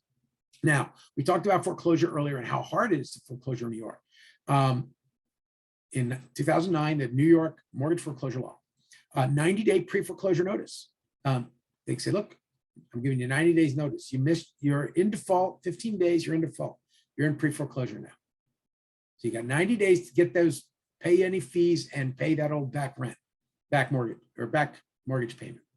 You got to have the banks have to have an early settlement conference with you and give you a chance at things like loan modification, like extending your loan. A lot of people did not pay mortgages for 3 years and they just made their loan longer on the back end, which is, if you know how compounding interest is, that's like the biggest deal of all time. Tenants get notice. This is very important. If, for instance, they're going to foreclose on a 16-unit building, the tenants don't even know. They're paying their rent all the time, but the owner's not paying the bank. One lady in Bed-Stuy, it's East New York, she drove a very, very nice Mercedes, and she had a 16 family, and she did not pay her rent for over 5 years. She did not pay her mortgage for over 5 years. All her tenants paid rent, but she didn't. She just kept the money. She pocketed the money. The banks were refusing they didn't want to foreclose on her because they'd have to admit they had lost all the money. So she was able to do it for 5 years, and finally, she walked away and kind of gave it to the banks because they started coming after her. But she had collected 5 years of rent on 16 families, not paid the mortgage, and become a multimillionaire. And of course, she didn't care because the building was a non-recourse. It was on an asset. The bank could only foreclose on the property, not the person. Fraud, that's up to you. I don't think she was prosecuted. Now, what are the salesperson's responsibilities regarding mortgages? Advice on mortgaging financing can be very tricky. You've got to kind of watch your mouth, and more importantly, just kind of don't do it. The trick is you can let them know general sources for financing, but don't want to give them specific advice like, go to my friend Joe, or hey, it's going to be 4% easy. You can expect it to be 4%. You can buy that $100 million house because you're going to be able to get a 4% mortgage. And they put the 10% down and they lose it because they find they can only get an 8% mortgage. But you said 4% specifically, so you as the broker could be liable. And never forget, do you work for the buyer or the seller or both? In most transactions, the answer is, first of all, your broker, you as a salesperson are working for your broker.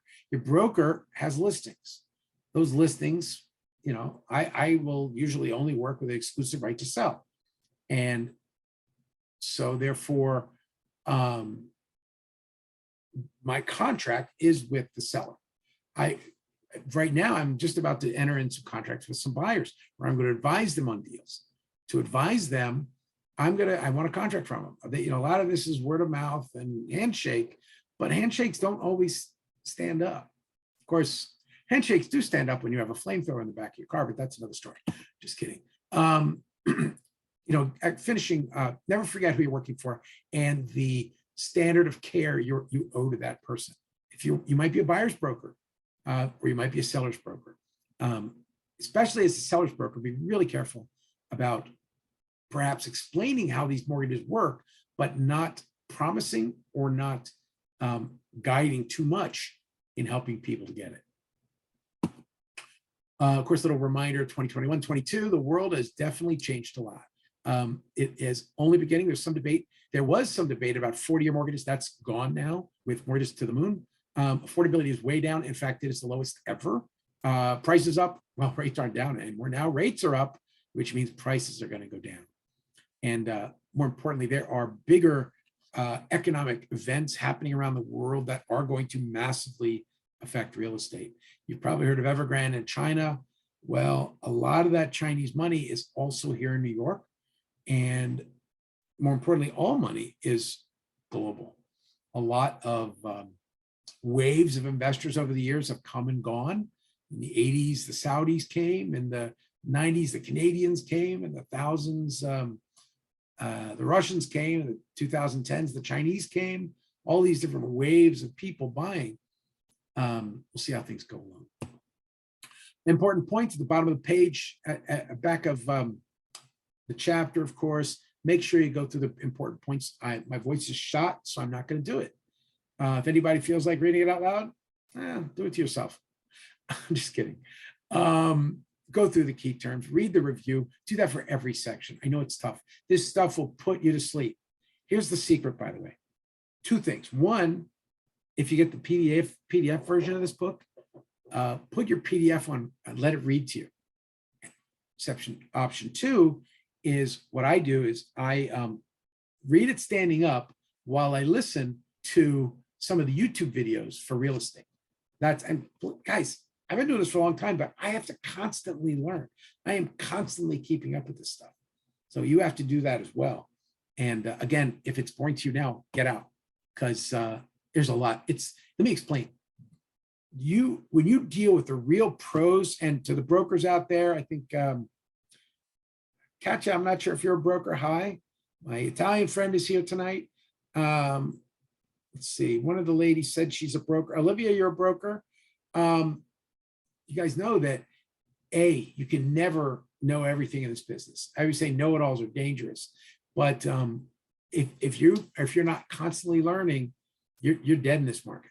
So again, quick reminder of some of the many websites out there that are good for real estate. But as I was about to say, most importantly, when you deal with the really big players in this city, this is important. When you're high enough up, and I've been very blessed as an architect and designer and a building commissioner and doing some deals, at a certain point, it's not about business. To the really big players, this isn't business. It's a game. It is the best game in town. Okay? Sounds crazy, but again, when you deal with real wealth, they don't care about money. They care about winning. And sometimes they'll lose a few $1 million to win a deal. And there's a whole, I guess there's probably many books in psychology about this industry. So definitely, if I can give you one piece of advice, study hard, read everything. And here's the secret. Get to the point where when you're reading this stuff, you laugh. Some people watch CNBC. Who watches CNBC and Bloomberg? Right? CNBC, Bloomberg. Boring. Not to me. To me, CNBC and Bloomberg is like Comedy Central. Look at that idiot. What a total fool. What a jerk. What a fool. And so I'm laughing at everybody. And the point is, I want you to get to the point where you feel comfortable in the basics in this business so that you can get to the point where you get and you can relate to the people who think this is just the best game in town. Some people go to Vegas. Some people play New York City real estate. And I want you to think that Vegas is a really nice place to, I don't know, nothing really. But New York City, which by the way, may have some really big casinos soon, is the place to play the ultimate game and the ultimate gambling, which is New York City real estate. So on that note, I think I'm going to give you a chance for some questions. Anybody? I know some of you smart asses are saying, I don't want questions, Brian. I Brian, want the-" Brian, question in regards to that HELOC loan. Yeah, In order to acquire that loan, aren't you supposed to just use it for a particular thing, not just going to splurge? technically they don't really care what you use it for the most part. In theory, you're supposed to use it for limited things for like improvement of the asset. But look, if you've got 150% equity and you want to borrow 30% of it and you still got, 100, you would still have 120% equity. They don't really care what you use it for. The joke was in 2007, all of the driveways of Long Island were filled with Harleys and boats and jet skis. And in 2009, all those Harleys and boats and jet skis, guess where they were? After the market crash, where were all those Harleys, boats, and jet skis? For sale? Craigslist. Yes, exactly. Again, credit goes up and down. Most people don't